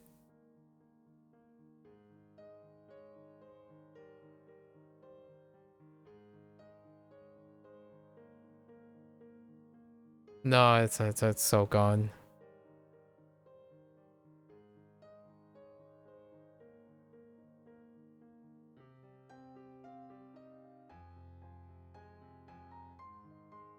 Maybe. No. Yeah, no. 姑娘，那位姑娘正在公园散步。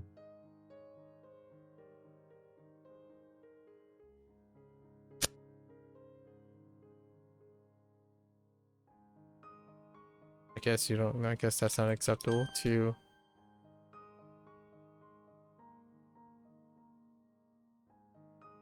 增，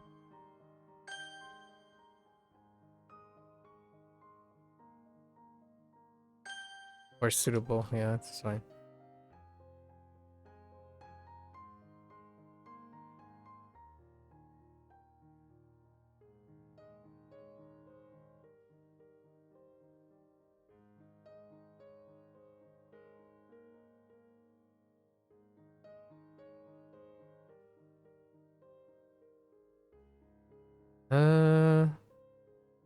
Did I type the wrong thing? No, I did already. So what is up with that?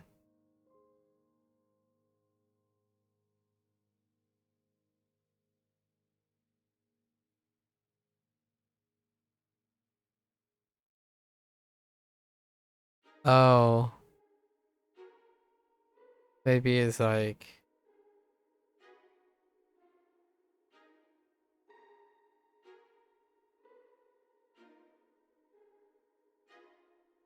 No.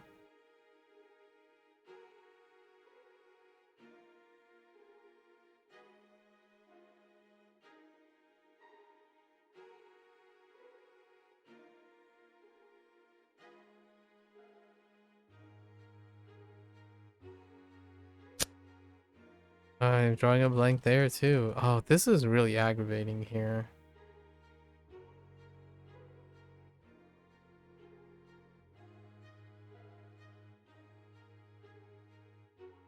Not that.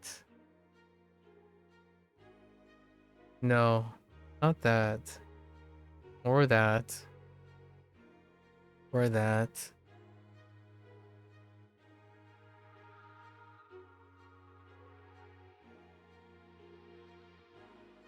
汤，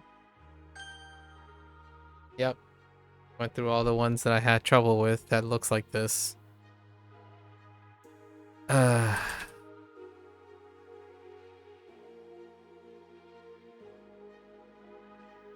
够，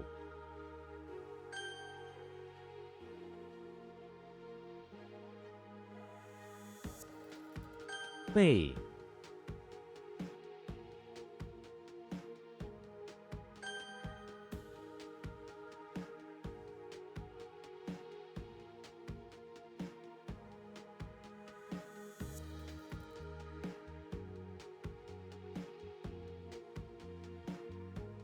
申请，他正在申请大学。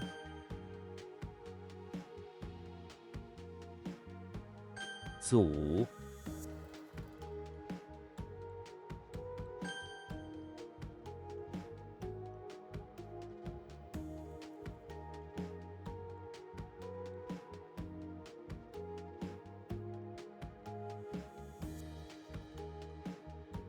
名牌，他喜欢穿名牌服饰。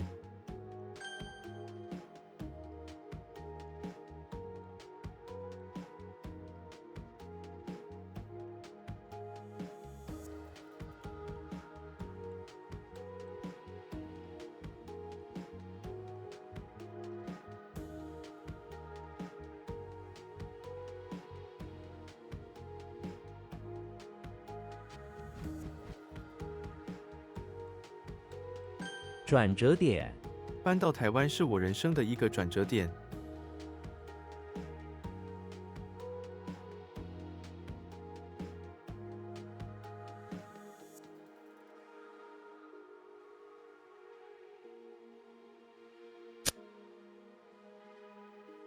Turn into a...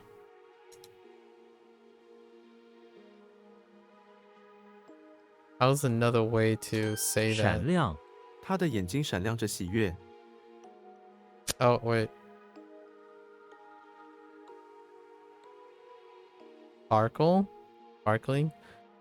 And then what happened here? I don't understand. Oh. No?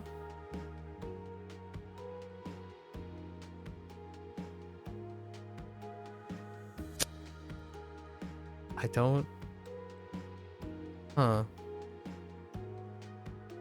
And I don't know what I'm looking at here either. Oh, no, wait. Just kidding. They just don't want lady. Fine.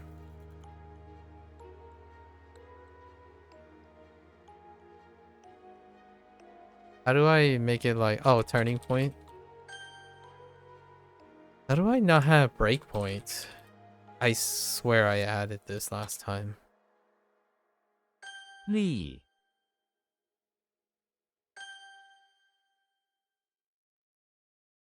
Googles. Goggles. Wait. How do I... Goggles.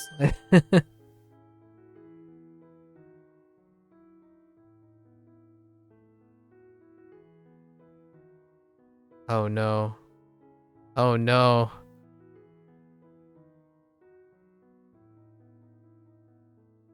Hmm. 线，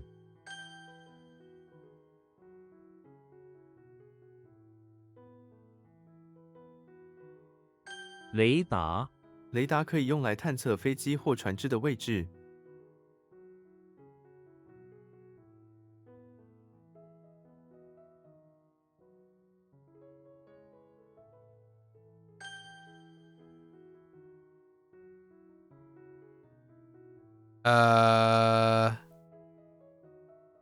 Ugh.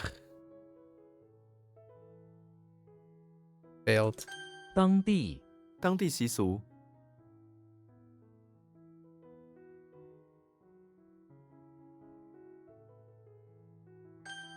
Locality, yeah, fair enough.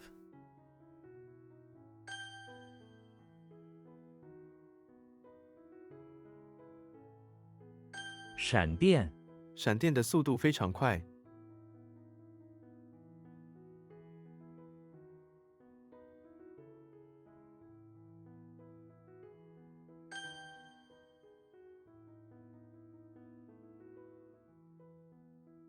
会议，明天的会议取消了。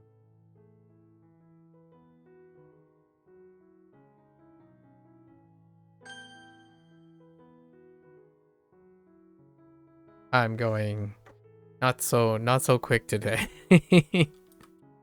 Not so quick. 优越，他总觉得自己比别人优越。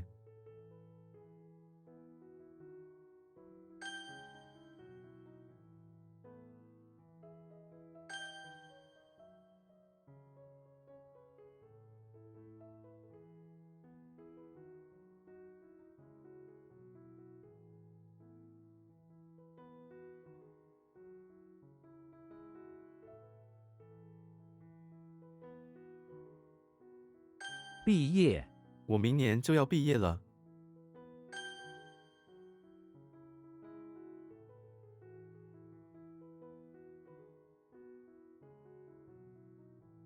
What? What? What is that? Car and Hills? Oh. 阵容，这个音乐节的阵容很棒。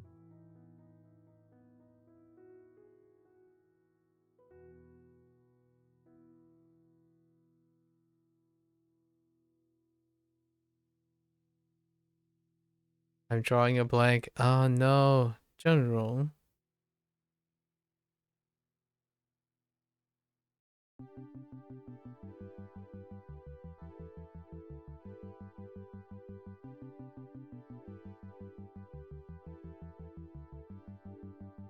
Um.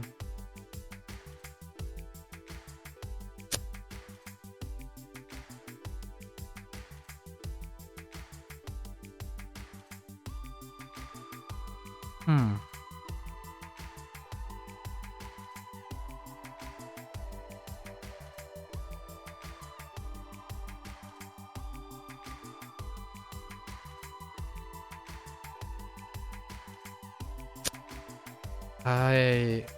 It's something like that. I'm pretty close, but I'm not quite sure.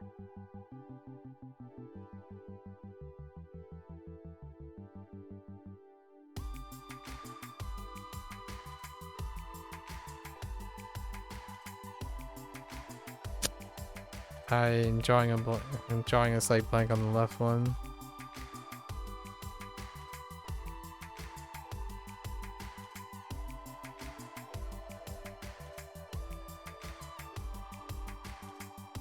Jian.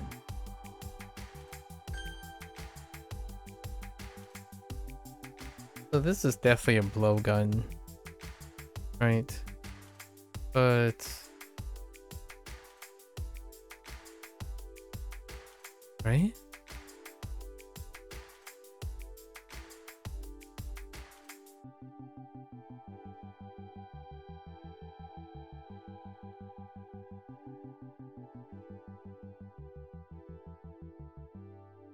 Or no.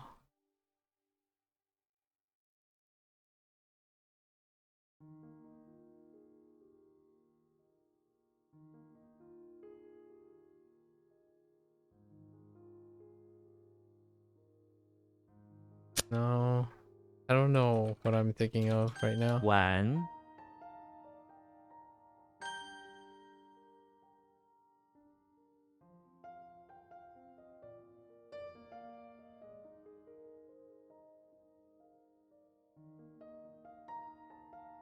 交警 交警指挥交通， Yeah, it's one of those blocks. Whoa, oh, this is the office building or. And it's getting mixed up with a blowgun where like this has been a problem. Doesn't really matter. We'll just push it off. Cool.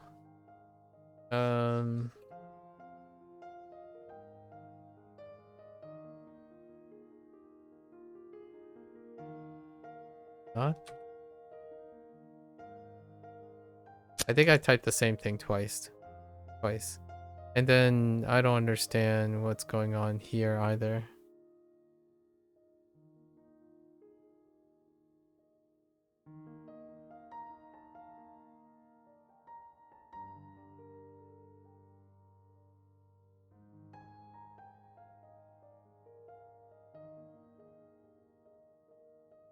But some part of me want to just write this.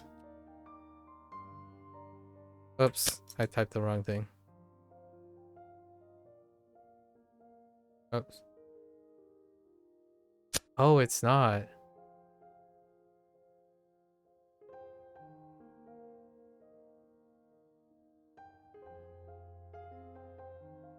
Or.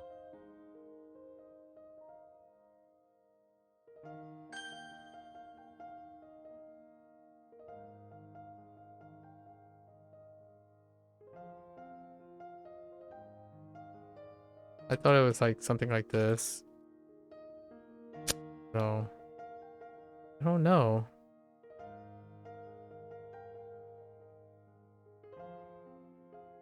Hmm.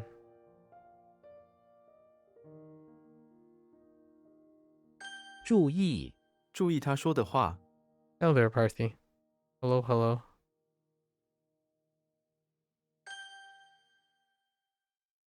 Yeah, long time no chat.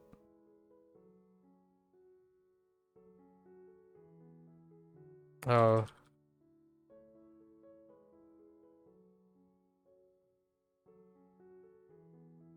Oh, I need to silence that. I think it's N. Oh, no, it's not. Huh.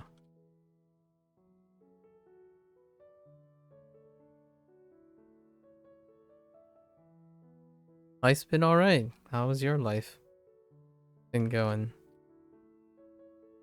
Most of it is shared online, so if you're interested. 困，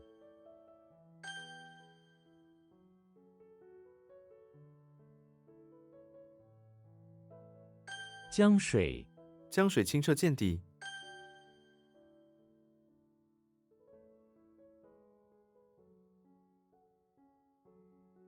害虫，苍蝇是害虫。 Yeah, volleyball camp in July. Oh. How does volleyball camp work? What do you do in volleyball camp? "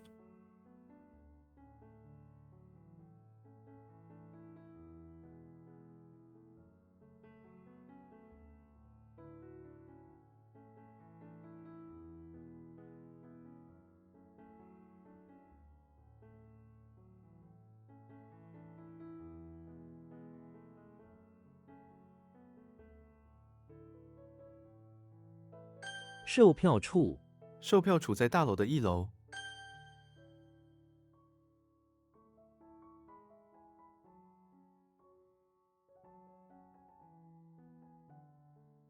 这是多小高项的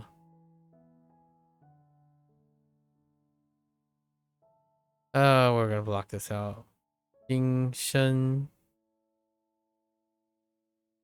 Oh, I forgot to write the NG on the stuff. Fine. This isn't quit. Something else. 至， And what happened here?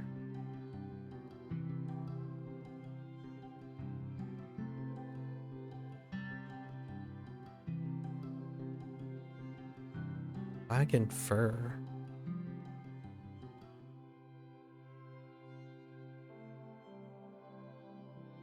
It's a week-long practice program. I see.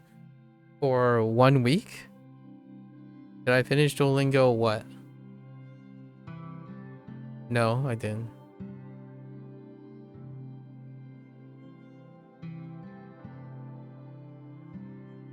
I'm not sure what you mean by finish Duolingo, but no, it's still no. However you think about it, I think.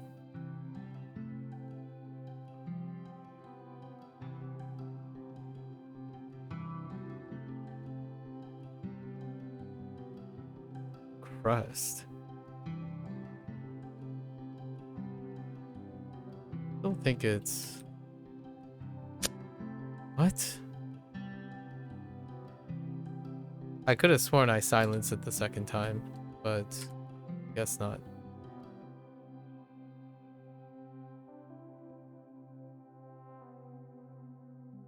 Silver postage.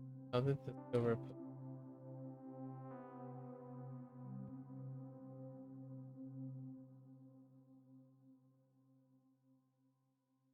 Yeah, we're working on Spanish. We're reviewing Spanish for the most part.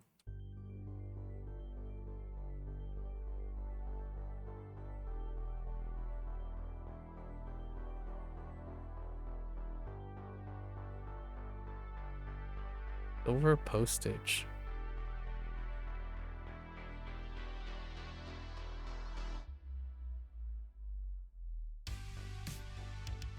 Same thing cropped up last time.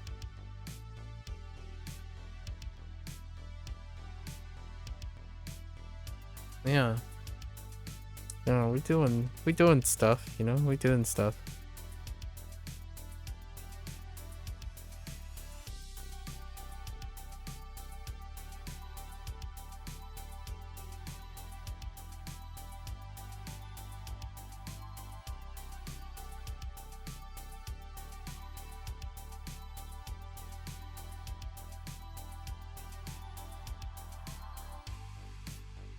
Postage is terrifying.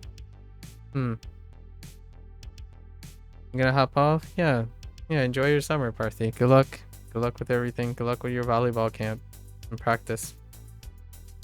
You know where to find me.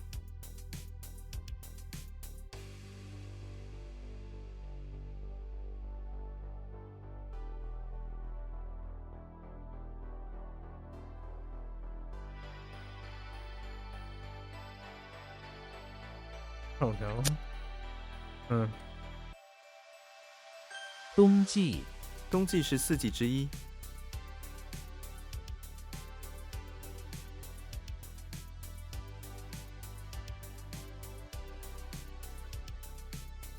Oh, that's supposed to be yeah.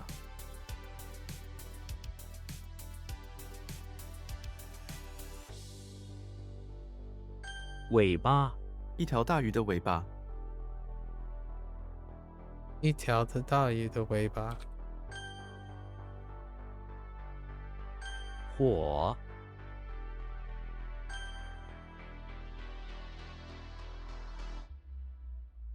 卷，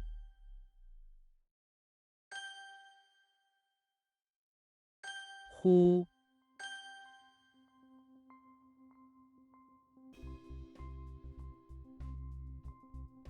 音乐，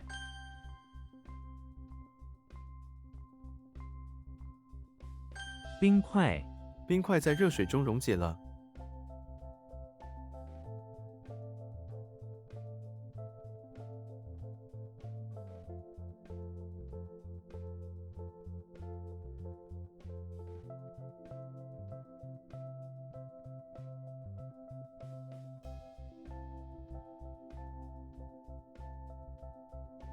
音乐，音乐。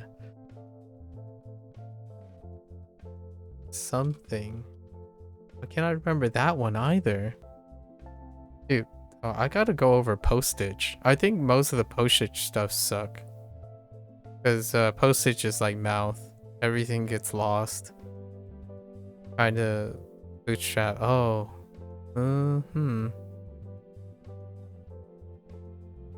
It's contained formation. I don't know. A lineup? Oh yeah, contained formation. That's fine. Alright, we're gonna have to block that out at some point. We gotta relate all the postages. I think we're gonna do that today.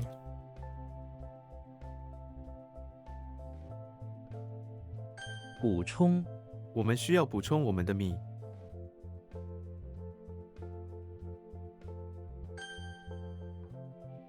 Have to get all the postage, collect all the postage ones. Or collect sufficient amount of postage ones. And sort them out. Kind of like doing the jie thing. Jie and he.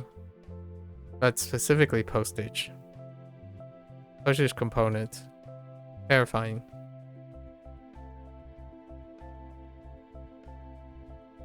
透明，这是一个透明的流程。 Yeah, like this.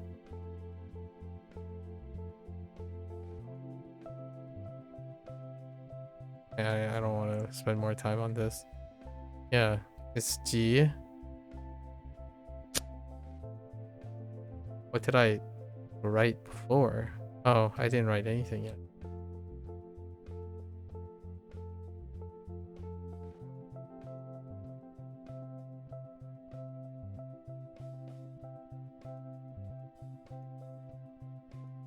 强烈，他强烈的否认了指控。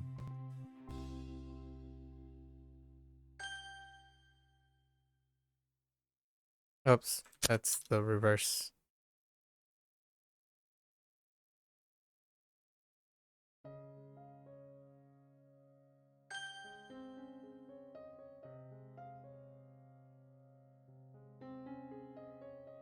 Just think of a cast. This one is fine actually. This one is better than the others. 沉思，我经常沉思汉字。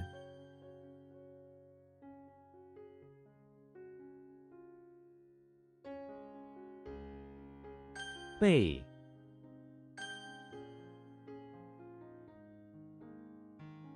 骨架，小说的骨架，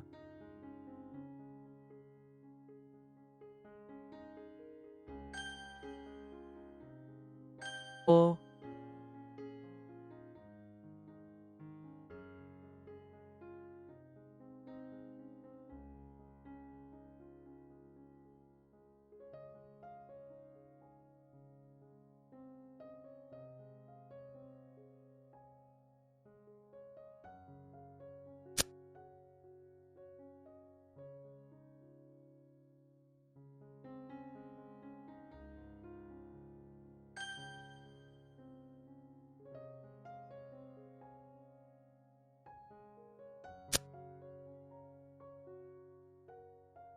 What?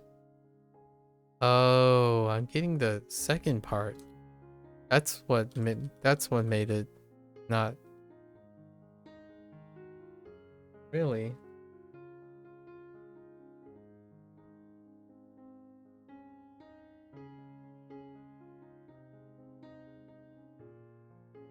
Something about a wheel and suit? Or oh. No? No, that doesn't make it that I need help with that one. 治国，治国的方法有很多种，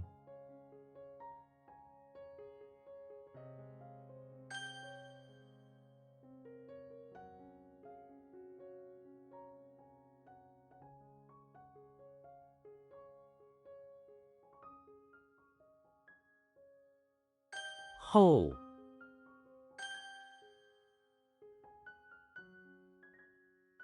冷淡，他对我很冷淡，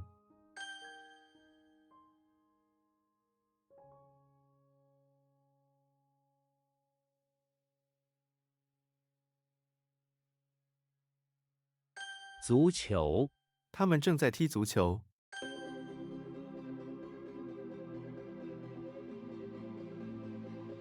精神，这是多么高尚的精神！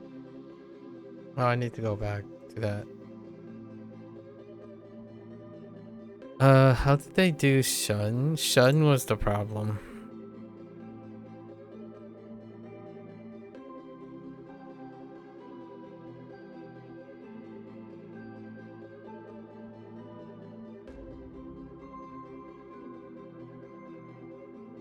Okay. That's not great. Yeah, very, very not great.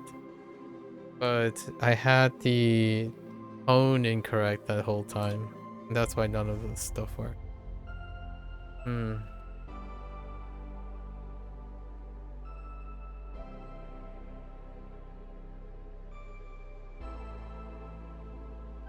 Just making sure. Keeping track of all the things that are a bit of a butthead today. I was having very difficult time thinking about other things while doing this today.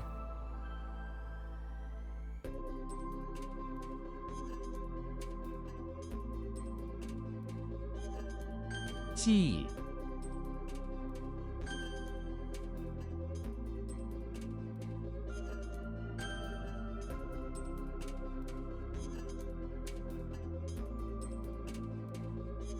东南亚，许多人喜欢去东南亚旅行，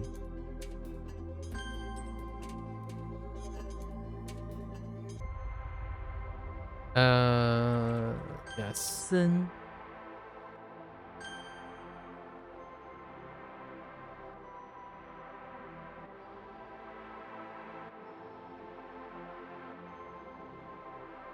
杖，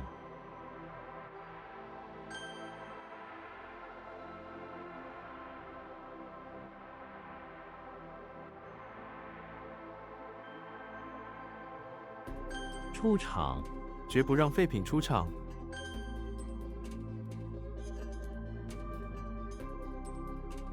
山羊，山羊是一种常见的家畜，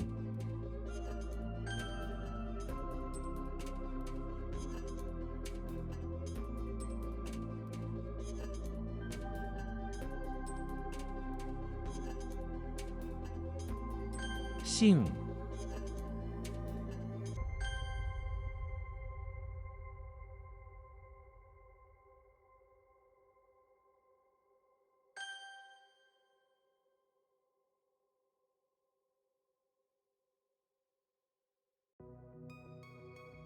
年纪他年纪很轻，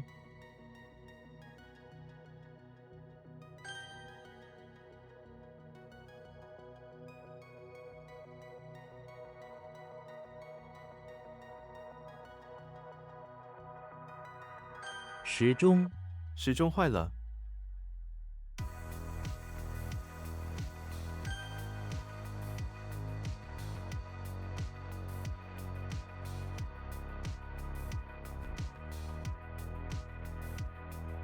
穿透他的微笑穿透了我的心，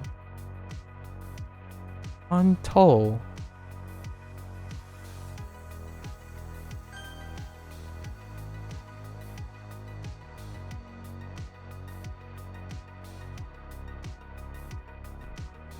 松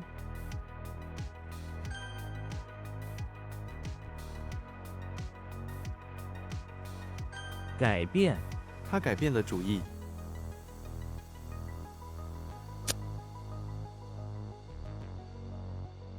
change into or transform. Same difference. 广 I think.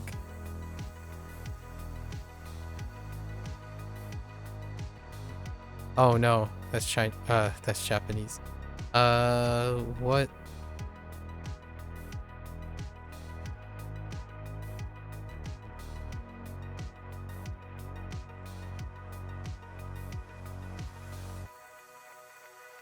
Oh no. No, that's bad. 急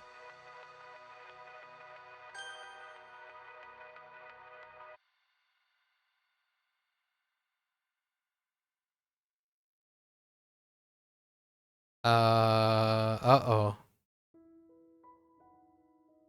Well, could I use that? Hold up.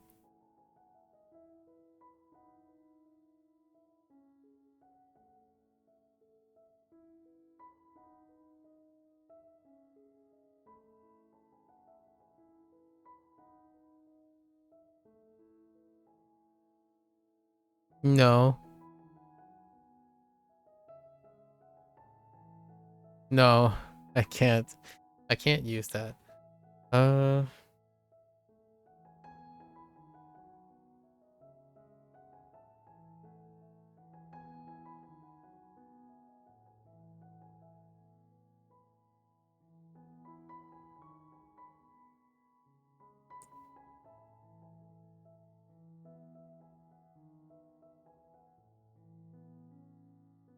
I don't. Oh no. Yeah. Now I'm just blocked out. I have no idea. Change. Turn into is fine.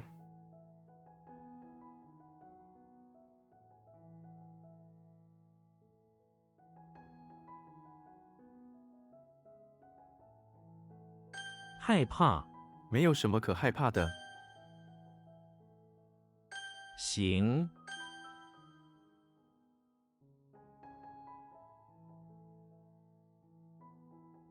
What?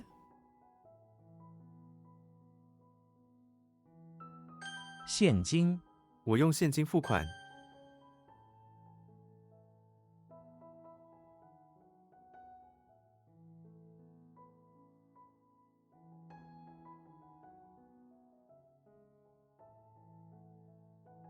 Oh, I did this before too.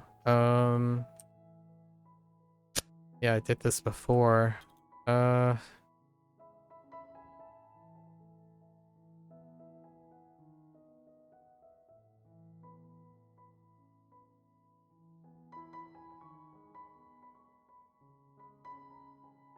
Hmm.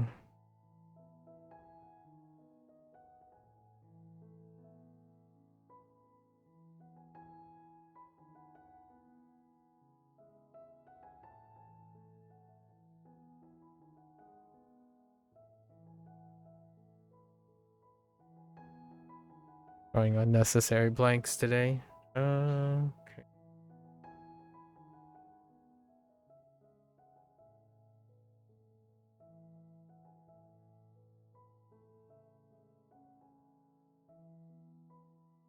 Can't tie the sandal. I can't tie the sandals to the temple. Infuriating. Very infuriating. I'm just gonna.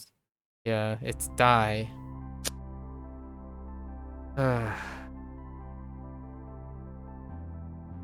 And this one, it's a random block, so we're just gonna skip 2.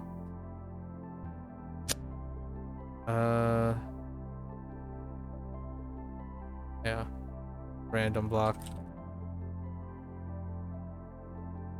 对待，要认真对待这个问题。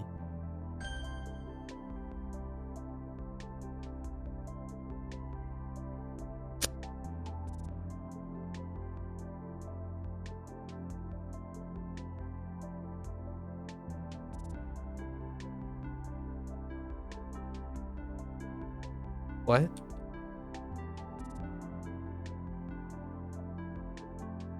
Oh.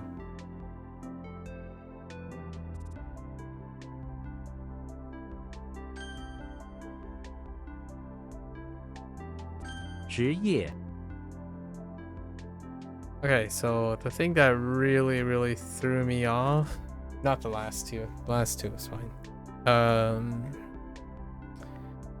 Postage. Actually, we can probably go over those characters then instead. So die.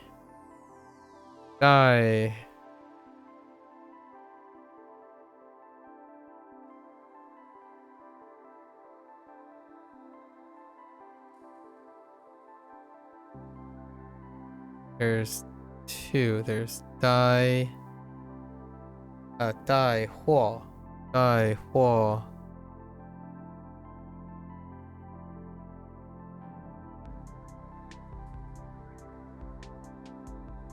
带货神. 带货神. 带货神. Yeah, we're probably not doing Spanish today. I don't know. I could try to squeeze it in an hour. 带货神.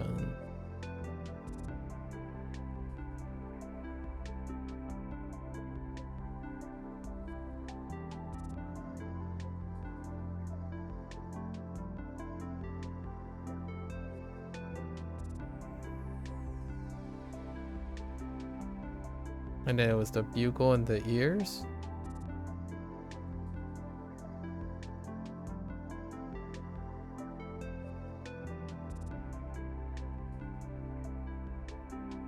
Right.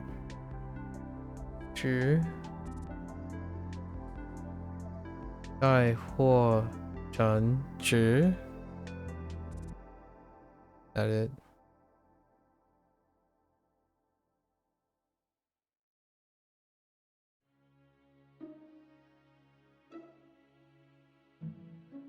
Oh, those are the 3. And it's specifically dealing with the characters, not the vocabulary.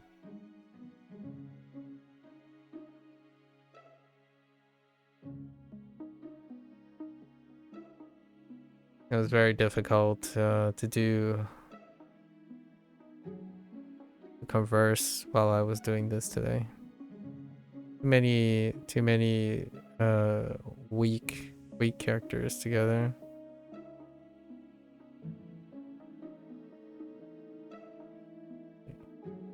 Shong.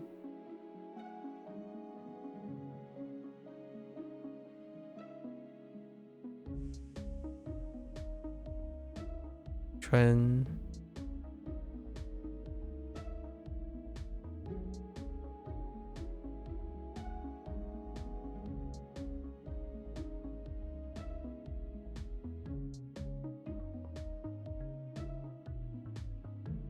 Wei.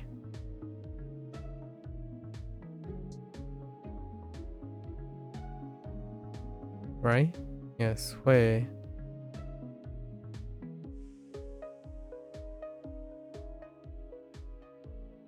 Chi. 去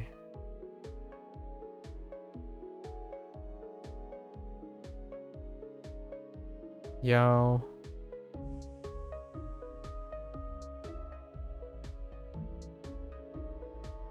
造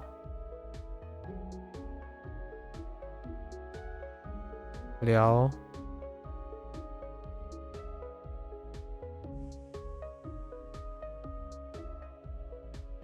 I have to add G to the list because that's one of the postage things.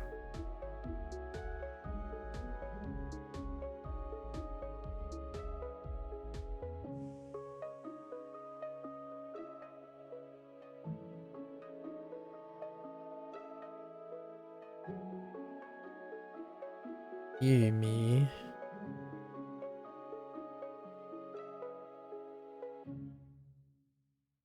玉米挑选挑选夫妻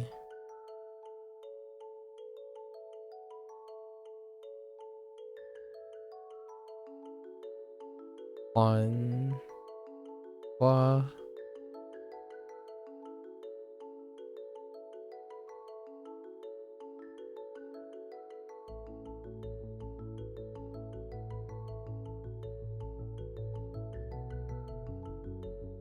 奋力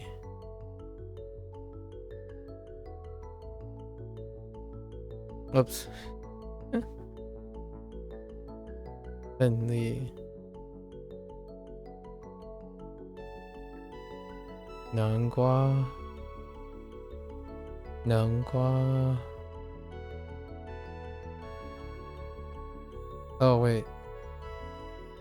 Yeah, that's Pucci. This is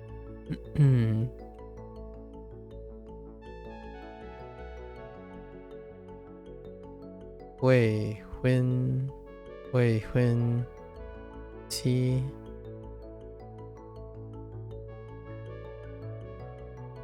西瓜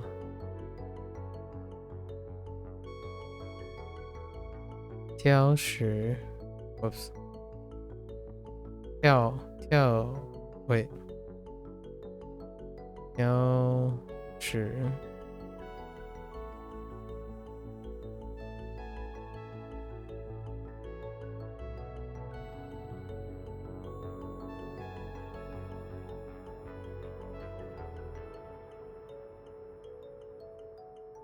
奋起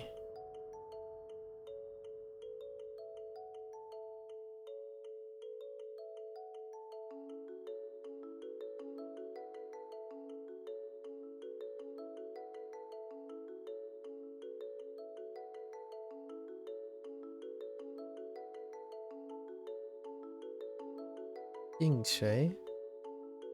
那进啊。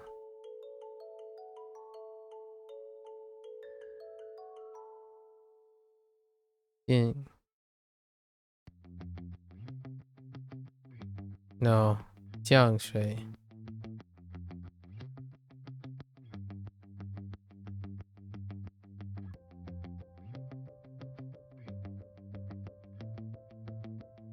降水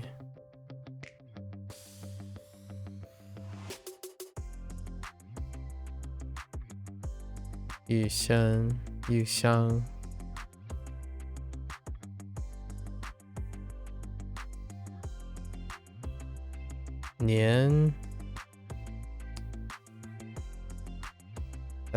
年幼 okay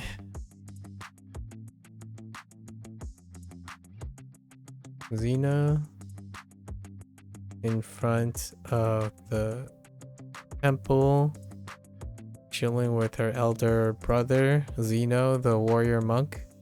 That's good enough. Works really well.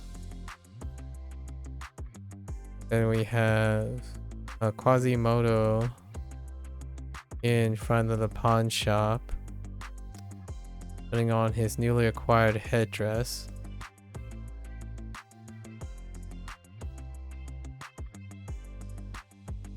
and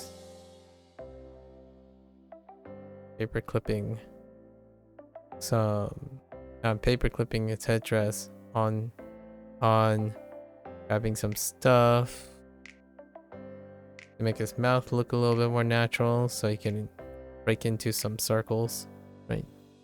Like friend circles, or increase his social circles, which works out. We have Hulk in the bathroom of the beach house where he's doing an act of gentle giant, where he noticed that there are spray of water coming from different pipes. So you look at where it converges, place a box to act as a reservoir for special marble turkeys. And we have Professor X in the bathroom of the house, operating a special type of bathtub that has special access through a shack by ordering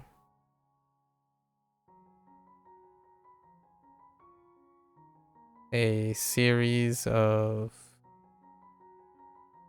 ceremonial maces to gain access to it. That one's that's probably one of the weakest ones so far in this group. You have Yoshi in front of the barn. This one's okay. With a cowgirl chasing after him. Cowwoman chasing after him, trying to lasso him. Managed to lasso him around the waist and tie him to a moon-shaped object. Right. Cowgirl kind of just explains that's the barn. You have James Bond in the bathroom. What the barn? Oh, this one's kind of weak. No, not really. I guess James Bond snuck his way into the bathroom of the barn. Why is he there? He's looking for secret summons. Secret summons for his next mission. Right, that's good enough. Then we have Link, who's in the barn. It's in the barn. For whatever reason, just chatting up a magical iron. It's not the first time he's talked to a talking stone. I have some ears and postage representing the mouth and the ears. Just chatting. I also don't know what to do with him. So we have 4 characters that I do need to review. I don't think I didn't know them, but today it's one of those days. 4 out of the 120. That's a little above average. Or that's worse. A little bit worse. 5 maybe. So for whatever reason, I've got Jing, Jing.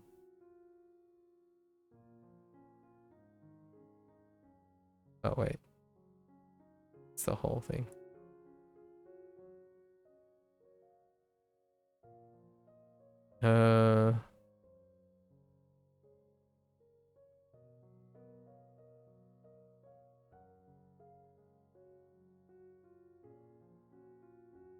Right. Oh, actually.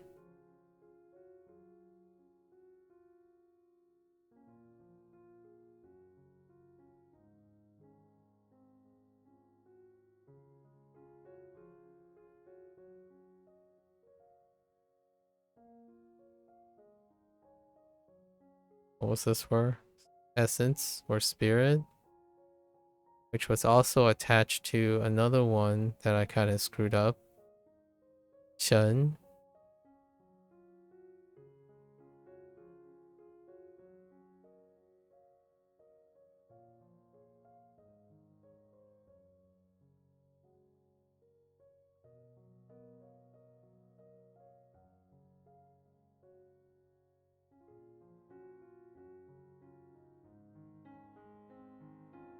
Jing Shen, which means spirit or the spirit. The spirit. Postage stuff.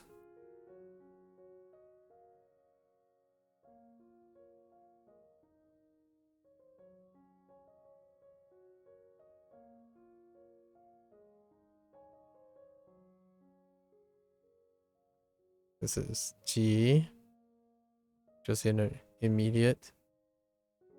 No problems there, other than just forgetting about the postage, where the postage fits into all of it. I was looking over something. This didn't come up on the list, but it's model, right?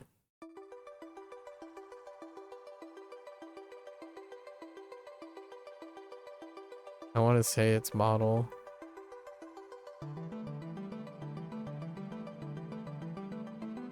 Which is related to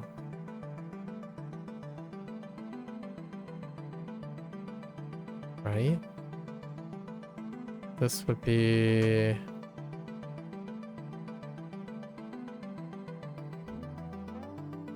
yeah. This would be fun, right? I gotta make sure.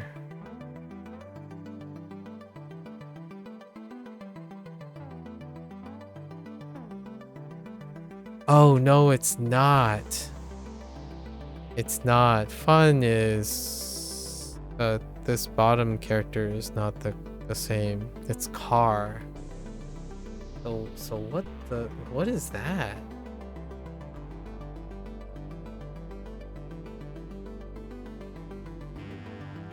Is it oh it's Jie.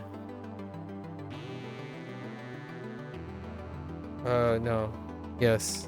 Jie. Or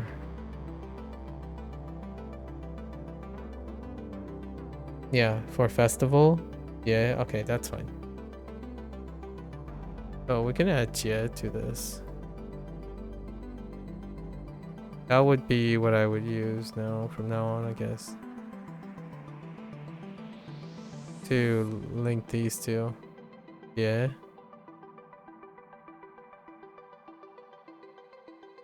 Immediate festival. Interesting.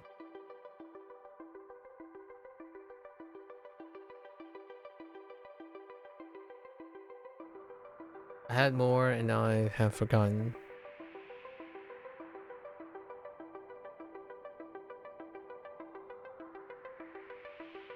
This one was such a butt. This one's kind of a butt.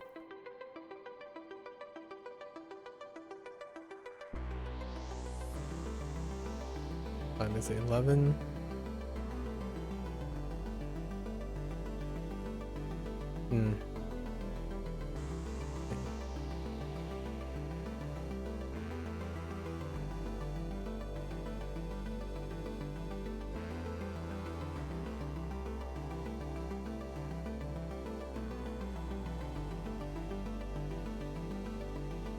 That's 4. I'm missing like one more. Or one or two more that was a problem today. No, that's just 3, so I'm missing 2.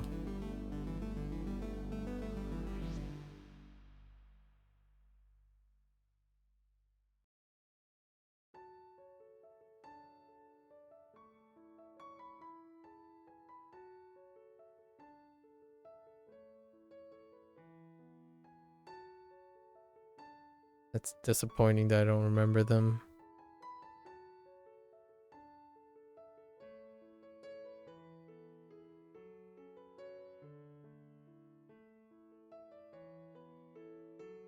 It was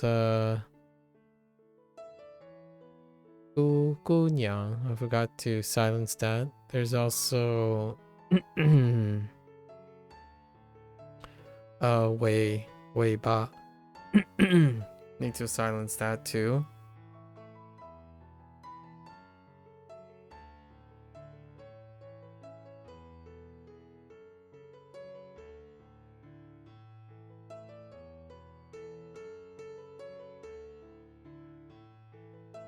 Trying to think of the vocabulary word. The meaning was not the problem, so they're kind of not memorable by their meaning.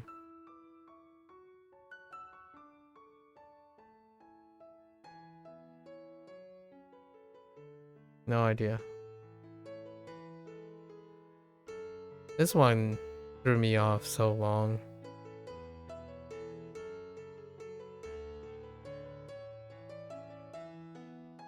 Oh, I don't remember. Must not be too concerning. Alright. So the question is, do I just go and try to do this anyways? Yeah, let's do this anyway. Alright. That's a wrap for HanziHero today. If you're gonna watch this, there's yes. Right. As always, feel free to stop on by, check up every once in a while. Although I do have to admit, it is interesting how people often ask about what's going on or what I've been doing, provided that I usually record most of the things that I'm working on. Summer wasn't as I guess most people are into their summer breaks. It'll be nice to hear what they ended up doing with their summer breaks. We had a birthday kid today, so someone enjoying their birthday, and then someone's off to a volleyball camp. Interesting enough, they said it's just a week-long practice program. I don't understand it. I guess like camps are 1 week. They didn't really answer the question, but that's perfectly fine. All right, so until then, feel free, stop on by. We can exchange some stories. Maybe perhaps I'll remember the characters. Make it relevant to that. Today was a bit of a struggle. Definitely 3 blanks. I don't like 3 blanks. I don't like blanks in general. All right. But postage. Yeah, postage. I'm gonna get up, walk around, take a quick bathroom break, and I'll be back for Spanish. Until then, for those who are only interested in HanziHero, 大家下次见, right? See you next time. Be back. Thank you.